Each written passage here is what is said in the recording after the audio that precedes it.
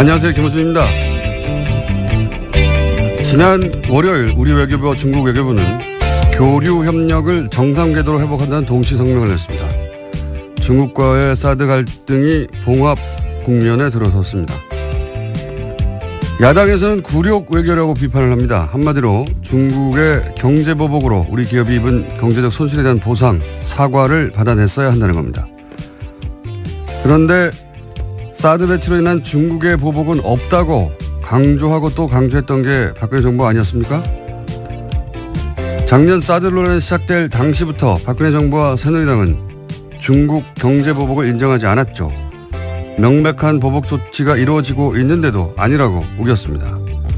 탄핵 기간 동안의 경제관계 장관 회의에서조차 사드로 인한 중국의 경제 보복 조치를 부인했죠. 경제 보복에 대한 아무런 대응 시나리오도 없이 갑자기 사드 배치 선언부터 해서 기업들로 하여금 막대한 피해를 입게 해놓고 아무것도 인정하지 않았던 정치 세력이 이제 와서 그 피해 보상을 받아내지 못했다고 굴욕 외교라뇨.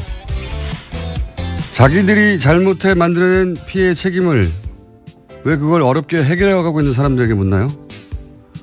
그리고 보수가 그렇게 중요하게 생각하는 미국 국무부가 이 공동성명에 대해 환영 성명을 낸 건 또 어떨 겁니까? 시비를 걸어도 좀 말이 되는 걸로 봅시다. 김어준 생각이었습니다.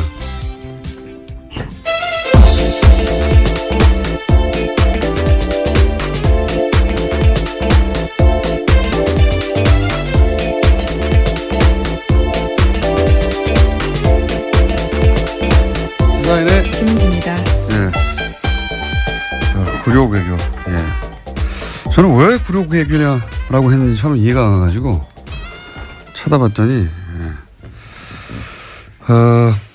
현 정부 출범 이후로 가장 웃기는 공세예요. 제가 보기에는. 굴욕은 어제 노회찬 의원도 얘기했지만 당시 중국이 당했다고 중국 생각하는 거죠. 기억을 떠올려 보시면 황교안 총리가 중국에 가서 이제 시진핑 주석 만났는데 당시 사드 배치할 거냐라고 묻는데 사드 배치 고려하지 않고 있다라고 상대국의 정상이 묻는데 그렇게 답하고 나서 열흘인가요? 일주일 있다가 그렇죠. 예, 발표를 해버린 거 아닙니까? 배치한다고. 그런 일을 당하고 또 모욕감을 느끼지 않는 국가가 어디 있습니까? 예. 최소한 그때쯤에는 이해를 구하거나 어쩔 수 없었다고 양해를 구하거나 했어야 되는데 안 한다고 해놓고 예, 일이 제대로 틀어진 건 그때부터죠. 예. 대뇌 모두에게 거짓말하는 게 일상적이었던 정권인 것 같습니다. 그때 황교안 총리가 몰랐거나 자신도 몰랐을 것 같아요. 예. 총리조차. 예. 예. 생각해보면 그분이 문자로 해고 통보 받았잖아요. 아, 정말 아련한 일이네요. 네. 예.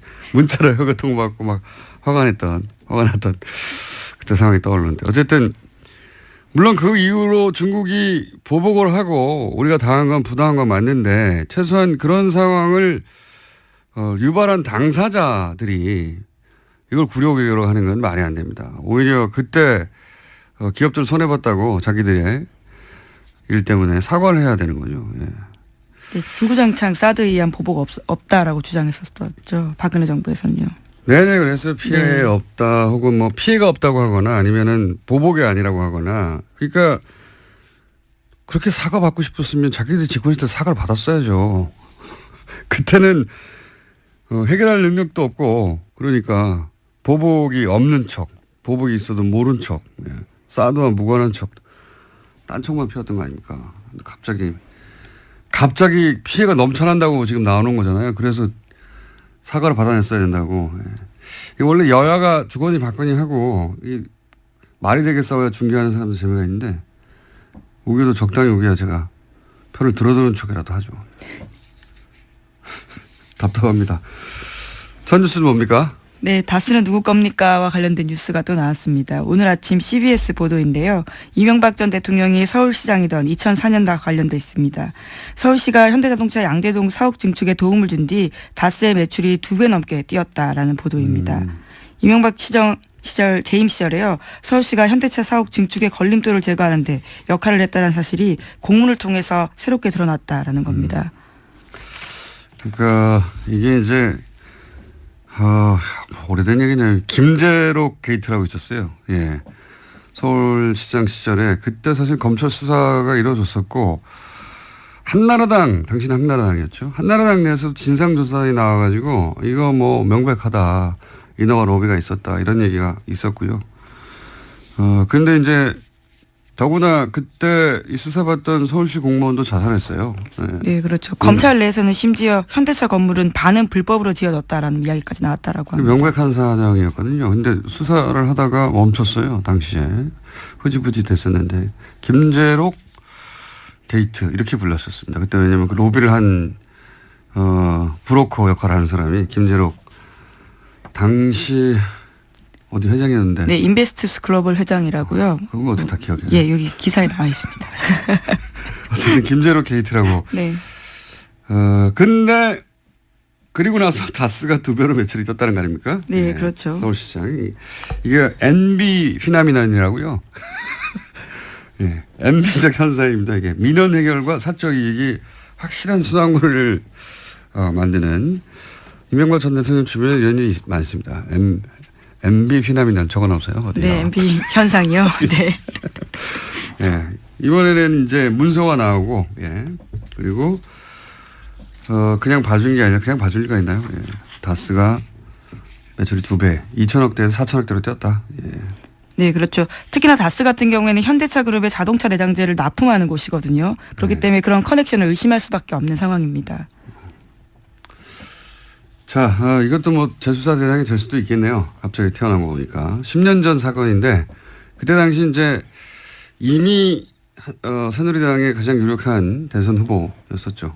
한나라당 당시로는. 네. 그게 10년 만에 다시 나오네요. 이명박 전 대통령 관련 사건들은 예, 최소한 10년짜리들이 많습니다. 최소한. 예. 다스는 예. 계속해서 매출 규모를 키워서요. 현재는 해외 매출까지 합치면 2조 원가량이 된다라고 합니다. 서울시장 되고 나서 2배 뛰고. 예, 또 예. 눈부시게 뛰었고요. 또 대통령 MB 되고 대통령 나서는 재직 기간 또 눈부시게 뛰었습니다. 6배가 뛰고 하고 이렇게 참 훌륭하신 분이에요. 자, 앞으로도 계속 뉴스가 나오겠죠. MB 피나미는. 자, 다음 뉴스는요. 네, 국정원 댓글 수사를 방해했다는 혐의로 수사를 받다가 숨진 채 발견되었던 국정원 소속 변호사에 대한 이야기 전해드린 바 있는데요. 이와 관련해서 오늘 아침 한겨레 신문이 새로운 소식을 보도했습니다. 같은 혐의로 조사를 받았던 이재영 검사가 숨지기 전 이 변호사와 수차례 통화했다라는 건데요. 이 검사가 해당 변호사를 회유하려 한 게 아니냐라는 의혹이 나오고 있다고 합니다. 그때 뭐 통화만 한 거 가지고는 내용을 알 수 없으니까요. 예. 통화를 할 수도 있겠죠, 당연히. 같은 사안으로 조사를 받던 상황이니까. 이제 여기서 사실은 유가족 입장도 들어봐야 되는데 유가족이 이럴 경우에 이제 잘 취재에 응하지는 않는데 통상 유가족은 자살을 정말로 했다고 하더라도 대부분 유가족들은 받아들이기 힘들어 하죠. 그래서 갑작스러운 죽음이기 때문에요. 자살할 이유가 없다고 이렇게 말하기 마련이긴 합니다만 유가족 관점에서 의심스러워할 대목들이 있을 겁니다. 네. 그 부분 확인해 봐야 될 것 같고요. 그만하니까 생각나는데 매우 특이하게 이런 류의 죽음에 대해서 자살이 맞다고 유가족이 거꾸로 이야기해 준 제가 기억하는 거의 유일한 케이스가 소위 마티 자살 사건이죠. 예. 그때 자살이 맞다는 뉘앙스로 오히려 의혹을 해명하는 역할을 부인이 했었죠. 예. 네, 근데 그 건 같은 경우에는 최근에 국정원개혁발전위원회가 발표했었는데요. 또 자살이 맞다 이런 결론이 나오긴 했습니다. 문서상으로는 특이점이 없다. 자살에 맞는 것 같다라고 했는데 예를 들어 그게 블랙 오퍼레이션 흔히 말하는 였다면 뭐 거기 써 있을까요? 여하간 저희가 방송을 시작한 이후로도 이런 류의 자살이 굉장히 많았는데요. 예. 관심을 가지고 계속 저희는 지켜보고 있습니다. 유가족도 접촉을 한번 해보고요. 자, 다음 뉴스는요. 네, 국정원 특활비 관련된 수사가 계속 진행되고 있습니다. 이번에는 청와대가 지난해 4.13 총선을 앞두고 새누리당 내 경선 등과 관련해서 비공식 여론조사를 했다라는 건데요. 이와 관련해서 5억 원이 들었는데 그 돈을 청와대가 아닌 국정원에서 냈다라고 합니다. 요 상황은 이 발언과 연결해서 봐야 됩니다. 저희가 이 비공식 여론조사, 뭐 청와대가 여론조사 할 수 있지 않냐 이렇게 생각할 수도 있습니다. 근데 문제는 이제 이게 비공식이었고 당시 이 여론조사의 의도가 뭐였냐를 볼 수 있는 당시 상황에서의 박근혜 전 대통령의 발언을 일단 잠깐 들어보시겠습니다. 이제 국민 여러분께서도 국회가 진정 민생을 위하고 국민과 직결된 문제에는 무슨 일이 있어도 소신 있게 일할 수 있도록 나서주시고 앞으로 그렇게 국민을 위해서 진실한 사람들만이 선택받을 수 있도록 해주시기를 부탁드립니다. 기억하실지 모르겠는데 당시 이제 유승민 의원이 소위 탈박 선언을 한 거죠. 일종의 배신의 정치로 찍힌 바가 있습니다. 그래서 진실한 사람을 뽑아달라고 진실한 사람 얘기를 굉장히 많이 했어요. 그때 당시에.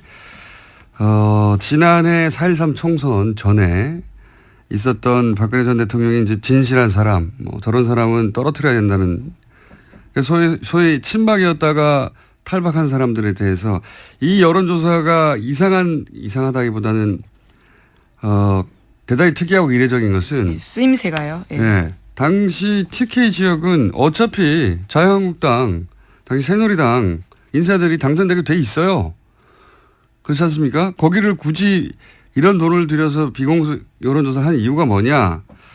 이제 소위 말해서 진박을 골라낸다고. 진박이라는 진실한 박근혜 편인 건가요? 진박. 그렇죠. 그래서 진박이라고 했었어요. 친박을 넘어서서 진박을 골라내는 선별 작업을 한다고 했었고, 그래서 이거는 단순히 여론조사가 아니라 박근혜 전 대통령이 찍어서 원하는 사람이 되게 하도록 만드는 그런 구도가 어떤 사람을 통해 가능해지겠는가 하는 거를 골라내는 명백한 선거 개입이죠. 대통령 자신을 위한. 그러니까 몰래 한 거 아닙니까? 그러니까 일반 여론조사 청와대에서 하거든요. 그건 그냥 청와대에 주면 되는데 그건 들키면 안 된다고 생각하니까 이 돈을 땡겨온 거죠. 국정원에서. 들키면 안 되는 여론조사였던 겁니다. 자기들이. 왜냐하면 목적이 이랬으니까요. 네, 심지어 해당 여론조사 같은 경우에는 최근에 해산했다라는 오늘 아침에 머니투데이 보도도 있습니다. 단순 비즈니스상 이유로 인수합병 될 수도 있죠. 물론 수사가 자신들을 향한다는 걸 인지해서 그랬을 수도 있지만 여간 이건 단신에 해당되는 것이고 당시 여론조사 기관이. 그러니까 의혹이 들었지 않겠냐. 의혹이 저는 자세히는 모르겠지만 업계에 있지 않아서 굉장히 큰 돈이거든요. 이 정도면 특정 지역에 총선 출마 예정자들이나 이런 사람들을 여론조사하는 대구 경북에 지역구가 몇 개 있다고요. 굉장히 큰 돈인데 잠시 후 리얼미터 권 실장 나올 테니까 벌써 들어와 있네요. 어느새 조용히 들어와 있네. 한번 물어보죠. 요 관련 사항은 이 비용이 어느 정도 규모인지.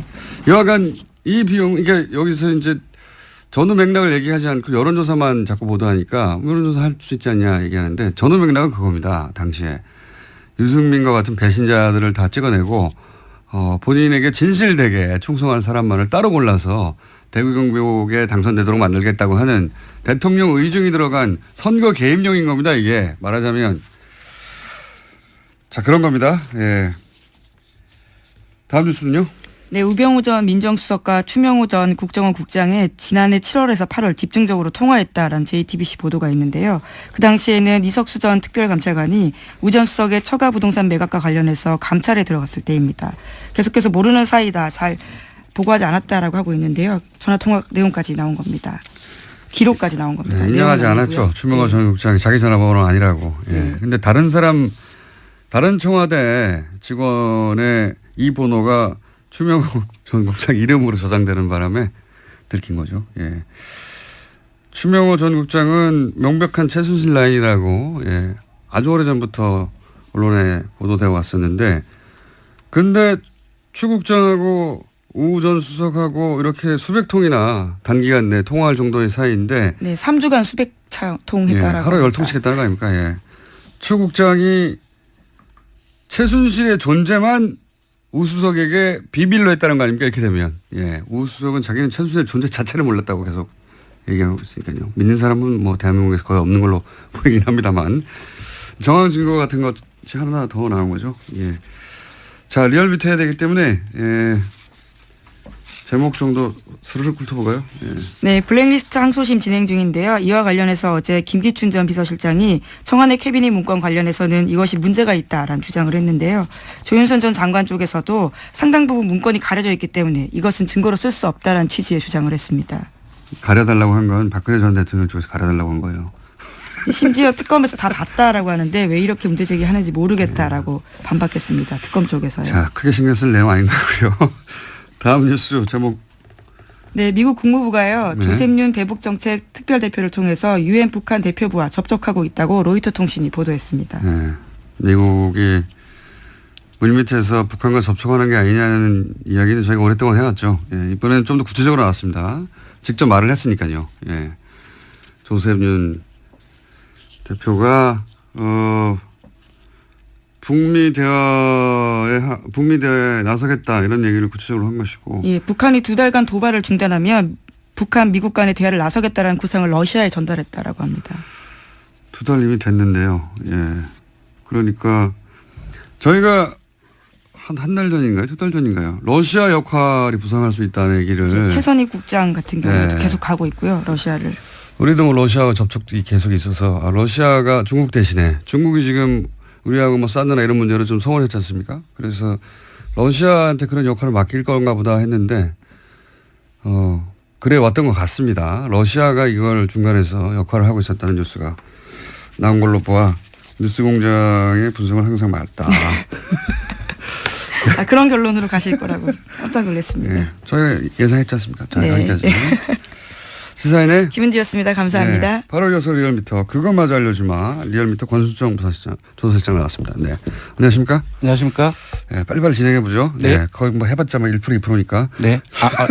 좀 요번에 좀 많이 올랐네요. 아, 그래요? 네. 네. 자, 그러면 빨리빨리 해보죠. 대통령 지지율 어떻습니까? 예, 지난 4주 동안 거의 변동이 없었죠. 네, 뭐 근데 0점 몇 프로 올랐다 내렸다 몇 예, 이번 주에는 2.2%포인트 올라서 69.4%가 되었습니다.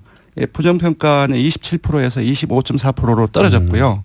추세가 어때요? 그러면 예를 들어서 추세가 수요일 네. 어제 일간 집계는 어떻습니까? 네, 그래서 어제 시정 연설이 있었죠. 여론 주목을 많이 받았는데 어제는 일간 집계가 71.7%까지 올랐습니다. 간만에 좀 올랐네. 한 네. 9월 4일 이후에 약 2개월 만에 처음으로 70%대를 다시 돌파를 했고요. 리얼미터 기준으로. 예. 네. 그리고 보수 중도 지금 분석을 해보니까 이념 성향이 다 올랐더라고요. 네. 그리고 영남과 2.2% 입니다. 수도권 포함해서 다 올라서 전체적으로 보합세에서 약간 상승세. 약간 이제 강보합세라든지 예. 그렇게 봐야 되지 않을까 싶습니다. 떨어질 때 0점 몇, 뭐 올라갈 때 2, 뭐 이런. 예, 거. 뭐 다른 여론조사에서는 상당히 많이 큰 폭이 있는데 저희 리얼미터 같은 경우는 네. 매일매일 하다 보니까. 예, 그렇게 크게 변화는 없습니다. 근데 네. 2.2%포인트 하여튼 정도 추세가 되면 약간 상승세, 약간. 예. 예, 그렇게 봐야 될 것 같습니다. 민주당도 역시 약간 상승세. 예, 올랐습니다. 1.7%포인트 올라서 50.9%를 기록했고요.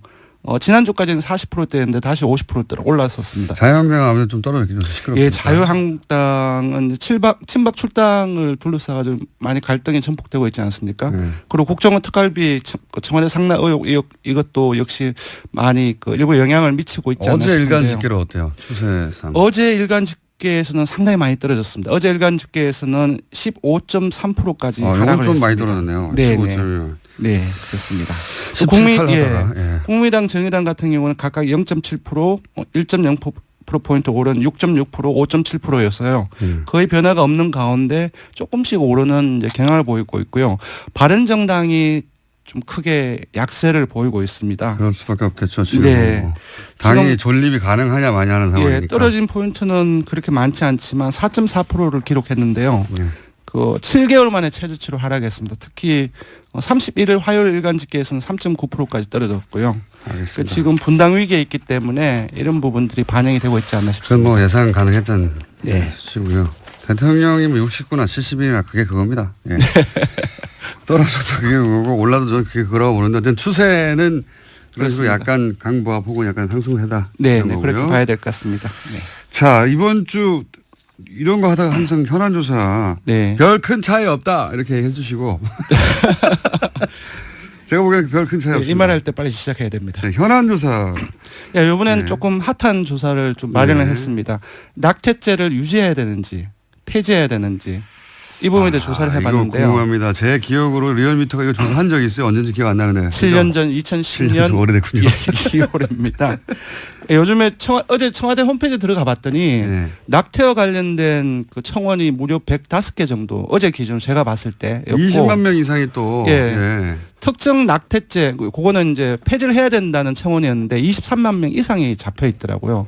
그래서 언론을 비롯해서 상당히 핫한 이슈인데 결과는 바뀌었을 폐지를 것 같아요. 해야 예 깜짝 놀랐는데 이게 우리나라 사람들 좀 사회적인 이념 성향으로 보수적인 성향이 조금 더 강하거든요. 그래서 폐지를 해서는 안 된다라는 의견들이 조금 많이 나오지 7년 않을까. 전에는 그랬죠. 예, 7년 전에는 그렇게 나왔습니다. 명백하게. 예, 네. 근데 요번에 조사를 해보니 폐지를 해야 된다. 낙태죄를 폐지를 해야 된다라는 의견이 51.9%가 나왔고 절반을 넘었었습니다. 그리고 폐지를 하지 않고 유지를 해야 된다는 것이 36.2%였습니다. 조금 더 소개를 해드리면 2010년 2월에 조사한 것은 낙태 허용을 해야 되는지 말아야 되는지 이렇게 물었는데 거의 비슷한 조사이죠. 이때는 허용해서는 안 된다는 것이 53.1%였고 허용 찬성이 33.6%입니다. 정확하게 뒤집어졌네요. 거의 이제 숫자가 비슷하게 이제 그 뒤집혀온 겁니다. 7년 사이에 상당히 많은 변화가 있었던 것 같습니다. 저는 이 조사를 작년에 했어도 수치가 이렇게 안 나왔을 것 같아요. 그렇습니다. 저도 그 부분에 동의를 합니다. 예, 시대 정신이 바뀌어가고 있는 거거든요. 네. 그게 이제 실제 시대 정신이라는 게 정권을 바꾸는 건지 정권이 네. 바뀐 것이 시대 정신에 영향을 주는 건지 뭐 서로 영향을 주고 받겠지만 네. 그런 영향이 크다고 봅니다. 저는. 예. 맞습니다. 국정농단 사태를 지나는 과정 속에서 공정과 정의 그리고 이제 사회적 약자들에 대한 어떤 배려 그러한 어떤 가치가 강화되고 있기 때문에 분명히 그 이전에 작년 국정농단 이전에 조사를 했을 때는 이렇게 나오지 않지 않았을까 그렇게 예상을 해봅니다. 저도 그렇게 생각이 들고요. 그래서 이번 여론조사 결과가 궁금했었는데 네. 그리고 또 하나 관심이 있는 포인트가 있습니다. 뭐가 있습니까? 여성과 남성이 많이 달라요. 아, 그건 그렇겠죠. 예. 네. 그건 그렇겠죠. 당연히. 예, 여성 10명 중에 6명은 폐지를 해야 된다. 예. 이건 저는 여성의 견해가 훨씬 중요하다고 봅니다. 그렇죠. 남자가 뭘 합니까? 당사자이기 남자는 그냥 때문에. 머리로 예. 생각하는 거거든요. 네. 윤리나 규범의 관점에서 바라보는 네. 것이고 혹은 종교의 관점에서. 예, 남성은 44대 43 거의 같습니다. 그냥 팽팽하네요. 예. 근데 더 놀라운 것은 보수층을 포함해서 중도 진보 모든 이념 성향에서 네. 폐지를 해야 된다는 의견은 더 많이 나왔습니다. 시대 정신이 바뀐 거죠. 예, 지역도 부산, 울산, 경남 제외하고 연령도 60대 이상을 제외하고 모든 연령층에서 폐지를 해야 된다라는 의견이 많이 나왔습니다. 불경 60대 이상. 네. 예. 자유한국당 지지층을 제외하고는 사실상. 근데 자유한국당 이건 정당이 그렇게 중요하지 않아서 뺐는데요. 네. 자유한국당 지지층에서도 폐지를 해야 그렇군요. 된다는 의견이 더 많이 나왔어요. 그렇군요. 시대가 확실히 바뀌었군요. 네. 예. 요게 사실 요 낙태와 관련한 이슈는 미국 민주당과 공화당의 그렇습니다. 수십 년 된 그렇습니다. 예. 예. 어떤 정당을 지지할 것인가의 바로미터 같은 네. 이슈거든요. 종교라든지 사형제도라든지 이런 예, 항상 나오죠. 이슈 항상. 같은 경우는 사실상 첨예하게 갈리기 마련인데 예 그렇습니다. 뭐랄까요?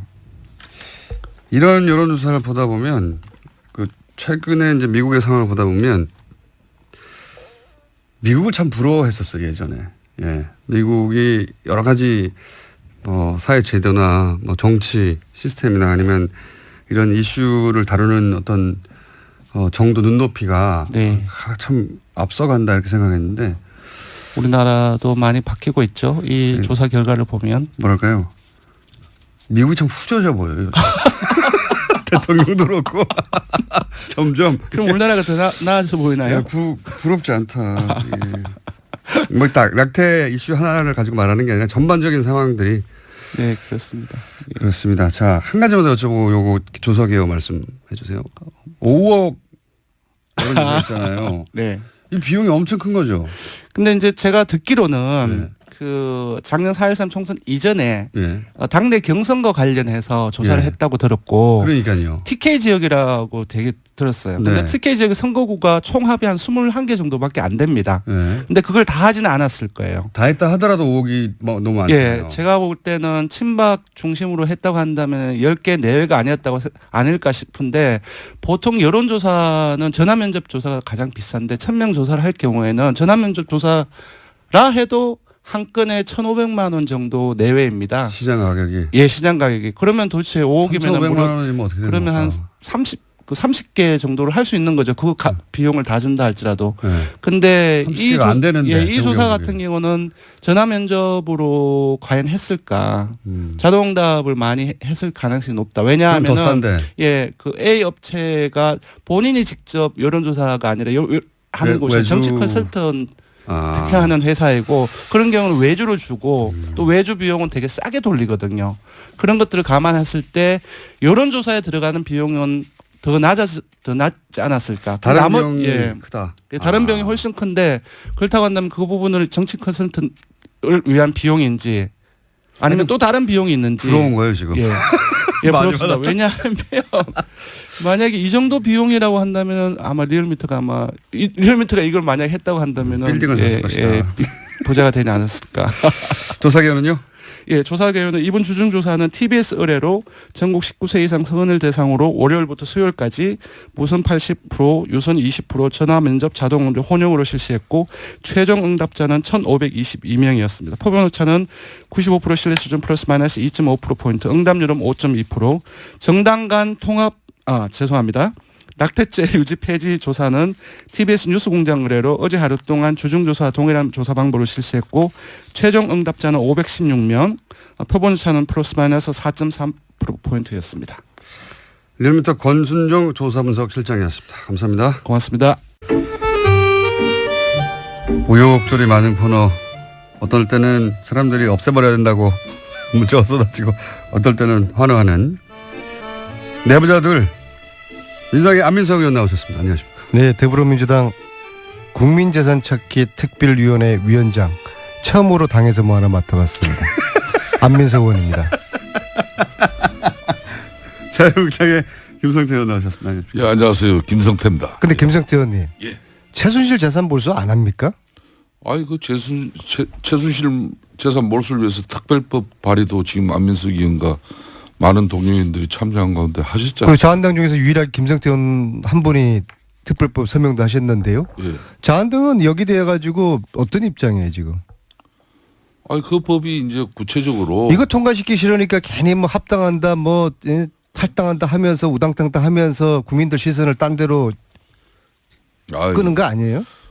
국회에서 최순실이가 얼마나 지금 고마워 보였어요. 특히 법을 공장장. 심의하고 논의해서 공장장을 의결을 다 세게 꺼내가지고 최순실 재산몰수 확 들어가게 해가지고 일각에서 지금 들리는 이야기가 최순실이가 공장장하고 주진우를 굉장히 고마워한다고. 안민석 의원 그렇게 하는 겁니다. 그렇게. 그러니까 특별법은 저 아무래도 입법기관인 우리 각 의원들을 정파나 정당 다 달리하고 또 정치적 이해관계 다르겠지만은 그 법을 대표 발의한 안민석 의원께서 끊임없이 우리 의원들을 만나고 최순실 재산 몰수에 대한 이 당위성이나 또 정당성에 대해서 폭넓게 동의하시죠? 저는 그 부분 몰수해야 되죠. 동의합니다. 근데 예. 지금 정기국회가 한 달밖에 안 남았거든요. 네. 특별법 제정 제가 볼 때는 가능성이 굉장히 낮아요. 그러니까 안민석 의원께서 그 가능성 최순실 재산 몰수 지금 한 번도 못하게 생겼어요. 보통 일이 아닙니다 이거. 그 가능성에 대해서 지금 말씀을 하시는데 국민 여러분, 국회는 지금 최순실 재산 몰수 저도 이야기 전혀 좀 지금 생각이 없습니다. 저도 이야기 좀 김성태 의원님 서명만 했지 네.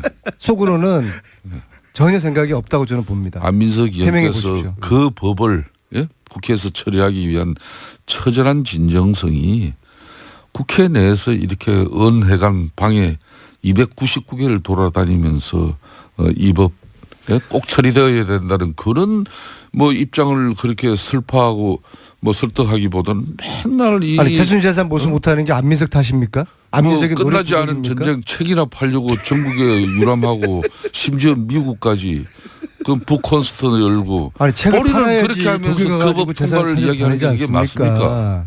예? 그러고는 여기 김어준 공장장 앞에 서는 말이에요. 국민들 앞에 호소하고.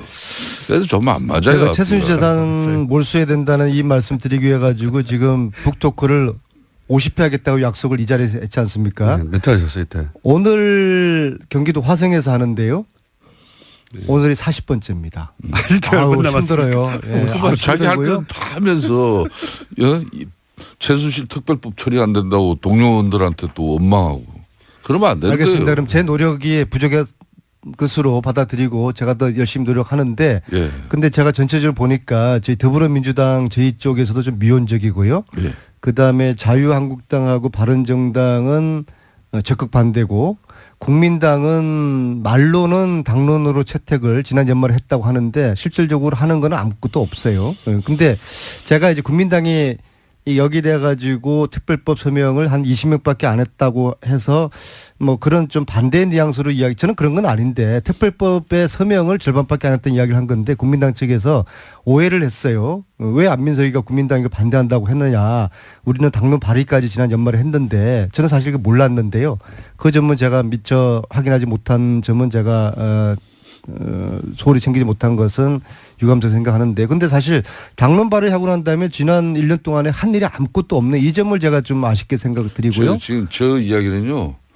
뭐 그래서 그런 국민당에서 이야기 했더니 또 국민의당에서 저 안민석 의원 또 윤리위원회 국회 제소하겠다고 제소하겠다는 그렇게 입장 해서 밝히니까 이제 아니 여러 이야기가 제소 나오는 아니라 뭐 저는 뭐 안철수한테 고발도 받은 적이 있고 제소 할아버지도 괜찮은데 그럼 국민당이 당론 발의를 했으면은 나서서 실질적으로 적극적으로 이 특별법 제정될 수 있도록 국민당이 한번 앞장서 주시고 그러면 제가 국민당 제가 박수 쳐드리고 안철수도 제가 업어드리겠습니다. 안철수 업어드리겠습니다. 어쩌면 그 같은 안식끼리 금방 좋았다가 얼마 전에는 또 안철수 국민의당에서 우리 안민석 의원 또 고발건 이렇게 취하했다고 얼마나 안철수 의원을 또 칭송했습니까? 최순실 국면에서 하여튼 안시들 이상하죠. 아니 국민당이 저를 띄워주려고 작정한 것 같아요. 작년 이맘때 어땠습니까? 뉴스 방송에서 한 말씀 했다고 그래가 다 했던 얘기니까 방통위에 저를 제소하지 않았습니까? 그때 제가 얼마나 또 당에서 처음으로 자리 맡으니까 어떠세요? 네. 잘 적응은 안 되는데요. 근데 저는 이런 거 맞는 거 싫어해요. 싫어하고 저는 여의도 국회를 별로 안 믿거든요. 제가 국회의원이지만은 기본적으로 국회의원들은 당리당략 이게 저는 너무 이게 싫어요. 이게 제 체질에 안 맞고 국회의원도 제 체질에 안 맞지만은. 그 위원장 그렇게 하고 싶어 하셨어요 그때. 아니 그거는 그런 이야기까지 나한테 이렇게 물으면 어떡해요. 응? 근데 이게 제가 독일을 다니는데 그냥 국회의원 개인으로 온 것보다도 당에서 특별위원장으로 왔다 하면은 도와주는 분들이 더 신나서 도와줄 거 아니에요. 이제 그런 차원에서 제가 당에다가 이걸 요구를 했던 것이고 이제 한 달, 이 활동 기간은 한 달입니다. 한 달 동안에 특별 제정 안 되면은 저도 이제 짐 싸가지고 이제 최순실 재산 몰수 이제 저도 손들 수밖에 없는 거거든요. 그래서 김성태 의원님 서명을 하셨잖아요. 저 전국 다니면서 그래도 유일하게 김성태 의원님 혼자 서명하셨다. 자유한국당 중에서 그래서 같이 좀 토론회도 하고 좀 국민들과 함께 이 국회는 절대로 이걸 생각이 없거든요. 그래서 국민과 함께 최순실 재산 몰수 특별법 제정 공장장도 다스만 이야기하지 마시고 예? 그러니까 최순실하고 밀당한다는 지금 이야기가 있어요. 최순실 재산부터 빨리 몰수하고 그리고 이제 다스 자, 의원님. 무상급식 그렇게 갑시다. 무슨 얘기인지 좀 끊어주세요. 예, 알겠습니다. 충분히 얘기하셨고. 바른정당에서 몇 명 갑니까? 자유한국당으로. 뭐 제가 단정적으로 그분들 이렇게 몇 번 오시는 게 중요한 문제는 아니라고 봅니다. 그렇지만 숫자를 말씀해 주십시오. 뭐 구체적인 숫자까지 열거는 되지 못합니다만은 그래도 상당수 의원들이 7명입니까? 이미 결심을 거의 한 것 같습니다. 그게 7명 이상이죠? 네, 저는 그렇게 봅니다. 숫자를 말씀 안 하신다고. 최대 몇 명입니까 일단은? 10명 정도 보십니까? 네. 10명, 11명. 항상 세상에는 박지류가 존재하거든요. 지금 이 상황에서도 확실하게 탈당 의사를 가지고 있는 분들이 7명이고 그다음에 자강 의사를 가지고 있는 분들도 한 그 정도 숫자가 되잖아요. 그럼 나머지 한 5분이 있잖아요. 네. 박지. 그분들 중에서 이제 저 자유한국당으로 돌아가는 분들에 대해서는 박지라고 안 부르시네요. 어쩔 수 없다 이제. 그러니까 근데 자꾸 제가 이야기하면 특징인이 그런 데기 때문에 네. 또 제 앞에 있는 분이 또 오해될 수도 있고 그래서 한 선도 탈당이 아닐까. 눈치 이렇게 보시는 되면. 분들 중에서 한 네. 절반 정도는 같이 넘어갈 거라고 보거든요. 그래서 저는 11명으로 저는 봅니다. 11명이요. 다음 주까지 11명. 그 11월 13일 전당대 몇명 전까지 보십니까? 11명. 뭐 1차 뭐 그 정도까지는 뭐 좀 어렵겠습니다만은 1차는 그 정도는 안 된다. 그렇지만은 이제 뭐 여러 가지 변수들이 계속 발생하고 있지 않습니까? 또 남경필 정병국 의원이 중심이 돼 가지고 예. 보수 대통합적인 차원에서 통합전대하자고.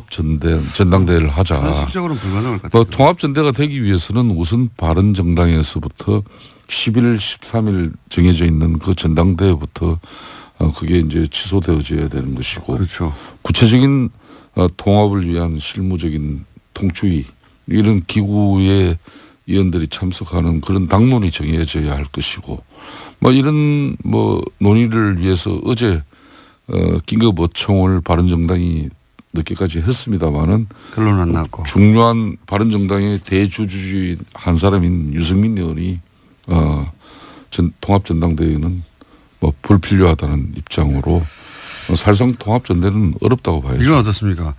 박근혜 전 대통령 출당의 마지막 프로세스로 최고위를 열어서 확정하자. 예. 이 최고위 열면 실제로는 뒤집어지는 거 아니냐.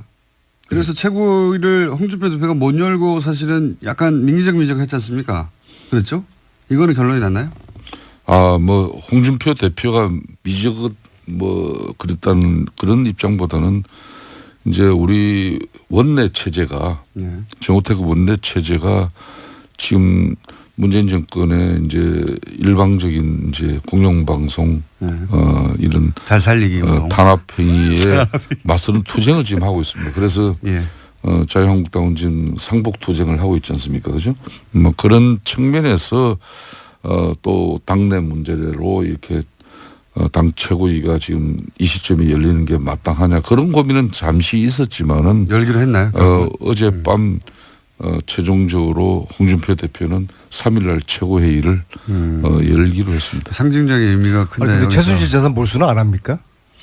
아니 근데 언제까지 최순실 몰수만 이게 이야기할 말이에요. 거예요. 네. 이게 사실은 이런 통합이라든지 탈당 이런 이야기가 아니면은 지금 이 전국에서는 핵심적으로 최순실 국정농단 이게 마무리를 위해 가지고 재산 몰수 이것이 국회나 언론에서 관심이고 화제가 돼야 되는 건데 실질적으로 재산 몰수가 묻히고 난데없이 통합 탈당 이런 이야기가 지금 언론에 초점이 되고 있는 너무 걱정하지 거거든요. 않으셔도 되는 게 순차적으로 급한 거 하고 또 그거 다시 돌아가서 할 겁니다. 걱정하지 마십시오. 그렇죠. 예. 그럼 최소한 몰수 된다고 봐요? 안민석 공장장은? 의원이 그러니까 안민석 의원님이 다시 부각될 수 있는 찬스 다시 옵니다. 이번 예. 국정감사에서도 이 방송의 공정성이나 균형성 이런 게 얼마나 지적을 받았습니까? 그러면 이 김원중 공장장이 얼마나 이 기울어진 운동장에서 그래도 이 보수 정당의 입장을 그래도 이 청취자들에게 조금이라도 그래도 들려주려고 하는 그 균형성마저도 안민석 의원은 보면 대체로 깨려고 하시는 것 같아요. 그럼 공장님 제가 요거 딱 하나만 물을게요. 국회가 최순실 재산 몰수 특별법 통과시켜 줄까요? 빨리 좀 지금 빠른 거 지금 어렵겠죠. 좀만 그래, 기다려주십시오. 안 된다니까, 좀만 이게. 기다려주시고 다른 이슈에 확 묻혀가지고 다시 올라오니까 걱정하지 마시고요. 예. 서청원 최경환 의원 출당됩니까? 이거 어떻게 됩니까? 이제 박근혜 전 대통령의 자유한국당 이제 출당이 기정사실화되고 나면은 이제 서체 문제는 사실상 어총 사안이기 때문에 3분의 2가 원내 대표인 정우택 대표께서 이 공을 이제 받을 수밖에 없는. 이거 만약 의총이 만약에 의총 자체가 수집되기 힘들다는 얘기도 나왔었는데. 글쎄요. 그러니까요. 왜냐하면 어느 쪽도 피해를 입을 수 있으니까 그 결과가 파국적으로. 만약에 여기서 의총에서 서청원 최경환 출당 결의가 안 되면 그러면 홍준표 대표가 지금 뭐랄까요 타격을 크게 입는 거 아닙니까? 예, 정치적 타격을 크게 입을 수밖에 없죠. 그렇지만은 이제 또 어떻게 전망하세요? 의총은 열린다 안 열린다. 홍준표 대표는 윤리 결정을 네. 상당히 지금 존중하는 입장이에요. 그렇기 때문에 어총 소집은 정우택 원내대표께서 이 문제에 대해서는 적절한 시점에 판단을 하지 않겠냐 이렇게 봅니다. 어떻게 전망하십니까? 열리긴 열립니까 의총이? 1번 의총은 열린다. 안 열린다. 직접적으로 이 문제만 가지고 열리는 거는 그렇게 어렵다. 뭐 용이하지는 않는 현상이죠. 의총 자체가 열리기 쉽지 않다. 만약인데 우여곡절 끝에 열리면 지금 현재 당내 분위기로 서청원, 최경환 두 의원이 출당이 될 정도의 3분의 2 표가 모일 수 있습니까? 뭐 그 부분은 네. 국민적 여론이 여론이 어떠냐에 따라서. 우리 당을 지켜보는 우리 국민들이 이 문제에 대한 어떤 인식이나 여론이 아마 우리 의총의 결과로 가름되지 의원님이 보시기는 어떻습니까? 지금 현재 전망하자면. 뭐 그걸 지금 이 방송에서 그 전망을 그렇게 어떻게 개인적인 합니까? 전망인 거죠. 그냥. 저는 뭐 그 부분은 거듭 한결같습니다. 국민 여론이 이 부분에 대한 되게 결정. 어렵죠. 일단 현재는. 사실상 이 문제는 우리 당이 유능한 정치를 통해서 문제를 해결할 수밖에 없는 문제입니다. 요 유능한 정치라면 어떤 건가요? 그건 바로 국민의 뜻을 받드는 길밖에 없는 거죠. 아니 사실은 지금 국민 요거 좀 여론 물어봐주세요. 말씀하셨지만은 국민들은 여기 대해서 크게 관심이 없어요. 국민들은 올해 넘기기 전에 적폐청산 좀 독하게 하고 넘어가자 그거거든요. 예. 적폐청산에 여러 가지 내용이 있지만 그중에 핵심이 과거 부정재산을 몰수하는 여기에 국민들은 다 그런 기대를 하고 바라고 있는데요. 정기국회가 마지막인 날 마치는 날이 12월 8일입니다. 그러니까 앞으로 딱 한 달 남았죠.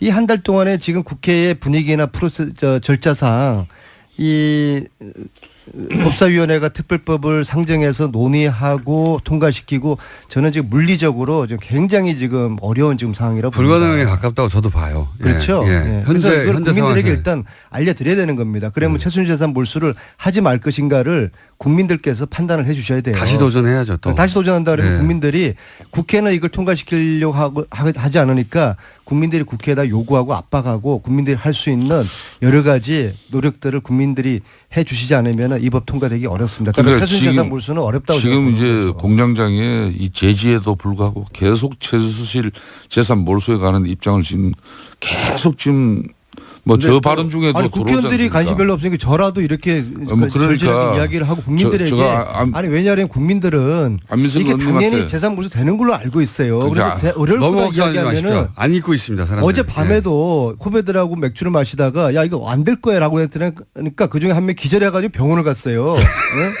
그러니까 안민석 의원님이 국민들이 아마 제가 기억을 제안합니다. 하실 거예요. 예? 그 북콘스트 조금 이렇게 유예하고 여기에 집중하세요. 어디에 집중해요? 아니 지금 최순실 재산 몰수 특별법을 네.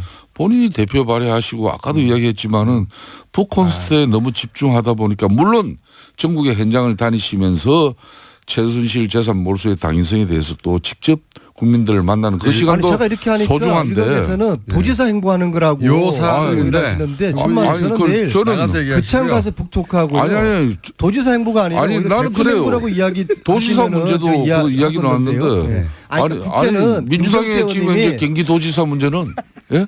사실상 뭐 성남의 이재명 시장이 거론되고 뭐 남경필 뭐 현 지사보다 몇 배 우다 뭐 이런 김성태 의원님? 조사도 나오는데 이재명 시장은 어찌 보면 거저 먹는 거예요. 저 안민석 의원은 그 엄청난 탄압과 저항 투쟁으로 자기 지금 이름 숫자를 지금 내걸고 이재명 있는데. 시장 훌륭한데 왜 그래요? 뭘 특별법 또. 통과되면은 제가 이런 이 특별법 결정을 얘기는 하겠습니다. 제가 계속 거론할게요. 너무 걱정하지 마시고요. 이번에 안 되면 된다니까, 특별법이. 이번에 올해 안 되면 공정장? 내년에 또 하면 되죠. 내년에는 안 돼요. 안민석 내년에는 의원님. 개헌하고 지방선거 전국인데 폐지가 넘어가 버립니다. 바람 불 때 연날이고 내년이 상반기 안 되면 물 들어올 때 후반기에도 계속 잊지 않고 물 계속 들어올 하겠습니다. 때 예. 노젓는 거죠. 다 때가 있는 겁니다. 물리적 시간이 지금 너무 부족하기 때문에 뭘 그거는 갑자기 뭐 물에다 노를 젓는 이야기예요.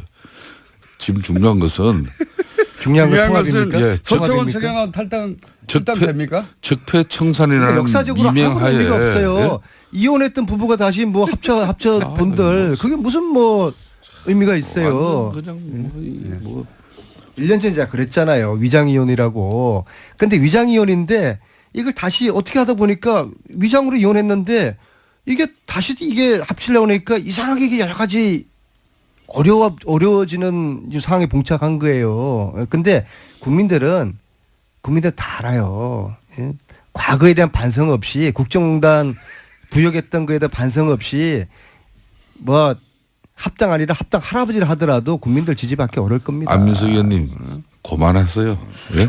참 그 최순실의 국정농단 그 분노는 국민들 여전합니다. 그 분노를 계속 살려나가야만이 이 정권의 국민적 여론과 지지를 등에 업고 국정 운영을 더 원활하게 할 수 있는 분명히 그런 큰 장점은 있습니다만은 언제까지 이렇게 적폐청산이라는 미명하에 과거를 가지고 이렇게 앞으로 미래를 위한 국민 대통합을 그런 그 통합의 시대를 갖다 주창해야 될 어제 죄를 벌하지 않는 것, 내일의 더 큰 범죄에 대한 용기를 주는 어리석은 짓이다. 처럼 이런 참모들이 주변에 많으니까 알베르 까미. 대통령께서 더 큰 안민석, 이렇게 김성태 의원님. 예?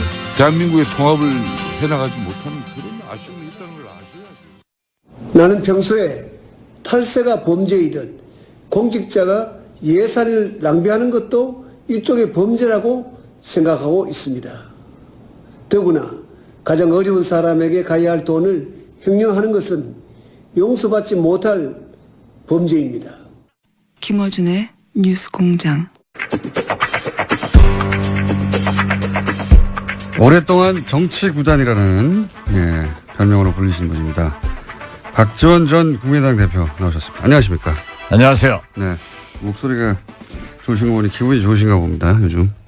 요즘 잘 돼가잖아요. 제가 미워하는 MB가 곧 구색되게 돼 있다.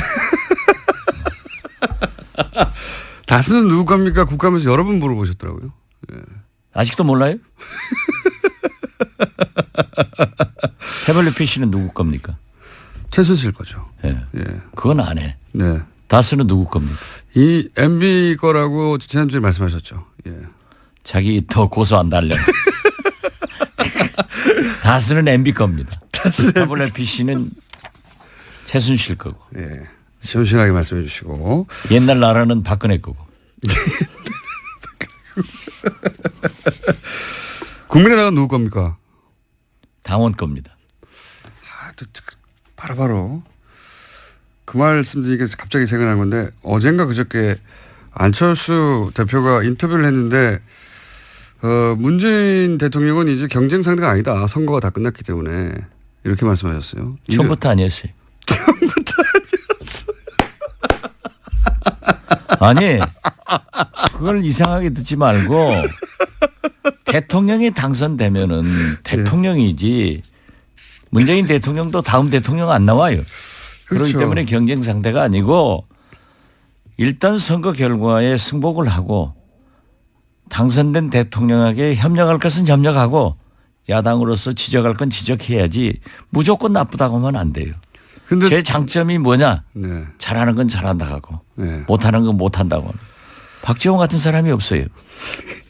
아니 근데 이제 이런 질문이 나온 이유가 안철수 대표가 선거 다 끝났는데 마치 지금 대선 경선하는 것처럼 계속 문재인 대통령만을 향해서 발언을 쏟아내니까 아무래도 기자들이 그런 질문을 했겠죠. 근데 거기에 대해서 이제 경쟁 상대가 아니다. 선거가 다 끝났기 때문에 이런 답변이 6개월 있다가 나왔다는 게 신기하다는 거죠.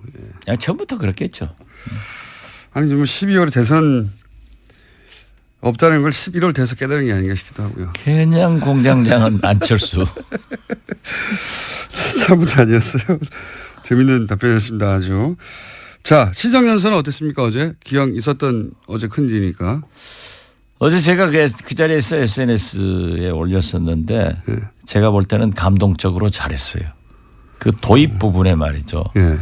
IMF 외환 위기를 당해서 우리 국민이 당했던 눈물 그리고 국복 과정에서 금모기 등 국민 총화를 이루는 그걸 탁 도입하는 것을 보고 그때 주역이셨잖아요. 그때 대표님이. 그렇죠. 예. 제가 IMF 국복하는데 은메달 딴 사람이죠. 예. 그런데 예. 야, 진짜 저건 누가 썼는지 누가 저렇게 연출을 했는지 참 잘했다. 저건 바로 IMF 외환 위기를 가져온 세력이 오늘의 적폐 세력이에요. 그렇죠. 역사가 오래됐습니다. 사실. 그렇죠. 예. 그리고 그렇게 금모기 등 국민 통합을 이루어서 극복한 세력이 우리란 말이에요. 예. 또 민주당이란 말이에요. 지금은 또 갈라져 있지만. 네. 그렇기 때문에 다 그렇게 도입하면서 나도 문재인 나도 이러한 과정을 겪어서 지금 현재의 어려움을 극복하겠다. 그런 의지를 보여주는가 하면은 대북 정책에 대해서는 DJ의 베를린 설은 순서만 바뀌었지 너무나 감동적으로 잘하더라고요. 그건 잘하는 거죠. 그렇게 받아주셨군요. 네. 그런데 개헌 문제. 네. 그건 지금 현재 대통령께서는 자꾸 지방 분권만 네. 강조를 하는데 국회나 국민은 권력 구조 네. 분권을 요구하고 있는데 거기에서 좀 앞으로 네. 상당한 토론이 필요하다. 그리고 부자 증세 없는 세수 증대는 서민과 영세상인 월급쟁이들한테 고통을 너무 강요하는 것 아닌가 그런 생각하셨어요. 그런데 잘했어요. 잘한 건 잘한 거예요. 전반적으로 잘했고 그런 부분이 좀 훌륭했어요. 걸렸다. 이건 어떻게 평가하십니까? 최근에 중국과 사드 문제가 이제 뭐 아직 완전히 해결됐다고 말할 수는 전혀 없고 어쨌든 서로 잘해보자 봉합 국면에 들어선 것 같은데 여기에 대해서 야당에서는 보수 야당에서는 일단 굴욕외교라고 하잖아요. 저는 왜 굴욕외교라고 하는지 잘 이해가 안 가는데 요 대목은 어떻게 평가하십니까? 잘했어요. 그것도 잘한 겁니까? 외교는 다 얻을 수 없습니다. 그리고 우리는 대한민국은 도랑이든 소예요. 미국 풀도 먹어야 되고 중국 풀도 먹어야 됐는데 우리나라 지정학적으로 미국, 일본, 중국, 러시아 세계 초 4대 강국에 둘러싸여 있는 나라인데 여기에서 줄타기를 잘하는 게 외교예요. 네. 어떻게 미국도 만족시키고 중국도 만족시킬 수 있어요? 네, 100%는 안 되죠. 안 되죠. 네. 그런데 이렇게 해결해 나가고 또 문제가 있는 것은 또 그대로 남겨놓으면서 해 나가는 것이 외교지. 그래서 구동존이라고 할 거예요. 그런데 그 비난하는 사람들은 구동존이가 무슨 말인지 모를 거예요. 이거 어떻습니까? 최근에 이런 똑 잘라서 요 대목만 한번 여쭤볼게요. 국정원의 특활비 뭐 그 3인방한테 뭐 매달 1억씩 줬다. 이런 얘기 하니까 자유한국당에서는 김대중 정부 때도 있었다라고 이제 김대중 정부를 탁 특정해 버렸어요. 근데 김대중 정부 때 있었던 일이라면 대표님이 모를 수 없지 않습니까? 예. 비서실장도 하셨는데. 요거는 어떻게 되나요? 분명한 것은 박정희, 전두환, 노태우, 김영삼 정부에는 있었어요. 제가 청와대에 들어가니까 제가 공보수석이었는데 공보수석 산하기관, 연관기관이죠. 거기에서도 매월 가져오더라고요. 그래서 대통령께서. 산하기관에서도 가져왔어요? 국정원뿐만 그렇죠. 아니라? 국정원뿐만 아니라 고바코, 언론재단 가져왔어요. 대통령께서 어떠한 경우에도 산하기관, 연관기관에서 일체 돈 받지 마라. 그리고 또 과거에는 그 산하기관 경비로 해외 출장을 많이 갔어요. 또 기자들도 산하기관 그 돈으로 갔어요. 청와대가 그러니까 그냥 산하기관들 돈을 그냥 갖다 썼거든요. 그렇죠. 쉽게. 그런데 그걸 가져왔더라고요. 가져왔는데 대통령께서 해가지고 일체 안 받았어요. 국정원도 마찬가지고. 또 그 기자들도 우리 김대중 정부 때부터 해외 출장이나 지방 출장 갈 때 전부 돈을 받았어요. 심지어 프레스센터. 외국 나가면 프레스센터를 쓰잖아요. 그 경비까지 다 받았어요. 기자들로부터, 언론사로부터. 그러니까 돈을 그쪽에 주는 게 아니라 거꾸로 언론사로부터 받았다 그때부터. 받았죠. 자기 비용은 자기가 내라. 그게 이제 전통이 됐는데 그래서 김대중 정부는 없어요. 만약에 그렇게 의심스러우면 당군 할아버지 때부터 한번 정보부가 얼마나 갖다 준 데가 바보라고 그랬어요. 그런데 이제 문제가 그 탑시크릿 국정원 저자인 김당 전 오마이뉴스 국장에 의거하면은 노무현 정부 때 김만복 전 국정원장이 문제가 좀 있을 것이다. 그런 얘기를 제기했더라고요. 그런데 실제로 김만복 국정원장은 좀 문제가 있어가지고 저한테 많이 찾아와서 제가 원세훈 원장하고 좀 얘기를 해서 해결해 준 적이 있기 때문에 그 부분은 제가 자신 없어요. 알겠습니다. 김만복 국정원장 부분은 잘 모르겠으나 개인적 일탈일 거예요. 개인적 일탈일 수 있으나 김대중 정부 때는 그런 일은 자유한국당이 그런 주장을 하길래 제가 여쭤본 겁니다. 김대중 정부 때부터 이미 그런 일이 있었다고 하는데 그게 아니라 그 이전 자유한국당은 예. 자기들이 그런 거 선수였으니까 남도 잘하겠지 하는 거예요. 그 1억씩 간 거는 어디다 썼을까요? 모르죠 뭐. 그거야. 네. 1억 한번 받아봤어요? 그랬으면 좋겠습니다. 안 써봤으니까 모르는 거예요. 매달. 그런데 우리도 안 써봤는데 왜 저한테 물으세요? 아니 그래도 이제 대표님의 그 경험치와 전문용어로 통밥이라고 하죠. 예, 통밥으로 볼 때 그 돈은 이렇게 됐을 가능성이 있다 정도. 뭐 시술비에도 썼고 그러지 않았을까 그래요. 누구의 시술비라고 말씀하시지 않았으니까요. 박근혜 대통령. 그거 다 보도된 거 아니에요. 그렇죠. 시술을 하신 건데 그 돈은 어디 나왔을까 이런 얘기 많이 있었죠. 그런데 그걸 아마 예산으로 쓰기는 항목상 어려울 거예요. 그런 항목은 없으니까요. 네. 대통령 시술비 같은 거는. 그랬을 개연성이 있다고. 그 뭐 정상적 시술 같으면 하는데. 예. 미용 시술을 뭐 세금으로 하기는 어렵죠. 지금 문재인 대통령께서 건보 적용 확대도 성형 시술 같은 것은 뺀다는데 그 예산에 그런 게 있겠어요? 아무튼 공장장 아는 게 하나도 없어. 오늘 컨디션 좋으십니다. 이거 어떻습니까? 서청원, 최경환 출당은 어려울 것이다라고 지속적으로 말씀해 주셨는데 여전히 그런 상황입니까? 네, 저는 어렵다고 생각합니다. 왜냐하면 현역 의원의 출당은 3분의 2. 의원 3분의 2가 있는데 의원들이 안 해요.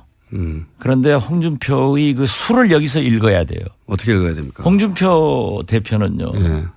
박근혜 대통령은 평당원이기 때문에 윤리위원회에서 열흘만 넘으면 자동적으로 출당이 되는데 서청원, 최경환 두 분은 3분의 2가 돼야 되니까 안 되는 걸 알고 있어요. 그렇지만은 친박을 나는 청산하고 있다. 하는 의지 표명. 그걸 국민에게 제스처로. 특히 바른정당에게 보여주는 거예요. 그래서 제스처다. 바른정당 의원들이 들어오면은 원내 의석수는 최경환, 서청원도 포함되기 때문에 제1당을 만들려고 하는 수예요. 그리고 이거 또 한 가지는 이런 방법도 있지 않겠습니까? 뭐 한 7명 이상, 뭐 한 10명까지도 얘기하던데 그 숫자가 만약에 들어오면 어차피 서청원, 최경환 두 양반은 당사자니까 의총 때 요 사안을 의견할 의총 때 못 들어오니까 두 사람 빠지고 한 7, 8명 들어가서 한 10명 늘어나고 하면 그때는 출당 가능하지 않겠습니까? 저는 그렇지 않으려고 봐요. 그래도 어렵다. 일사부재리도 있고 또 거기다 서청원, 최경환 저하고 개인적으로 가까우신 분들인데 그분들이 거기 남아 있어도 정상적인 정치 활동이나 당내 활동이 어려워요. 놔두면은 의석수는 많고 정치자금 배당도 많이 오고 그 뭐 괜히 친박들하고 갈라질 필요 없단 말이에요. 그렇기 때문에 저는 제스처만 할 것이다. 네, 제스처만 하고 역시 홍준표 대표의 수를 청와대나 민주당은 못 당한다. 오로지 박지원만 당할 수 있다. 아니 그것은 제가 한 얘기가 아니고 홍준표 대표가 300명 국회의원 중 박지원만 무섭다. 본인이 그렇게 얘기하더라고요. 그건 사실입니다. 아니 저는 그건 사실입니다. 홍준표 알아줘야 돼요. 제가 보세요. 어제 보세요. 대통령한테 딱 안 가다가 국회 오니까 왔으니까 여기서는 오셨네요 하니까 국회니까요. 자기가 국회의원이라는 걸 자랑한 거예요. 홍준표 대표는 국회의원 아니죠. 아닌데. 그러니까 국회를 내가 장악하고 있다. 그런 메시지다.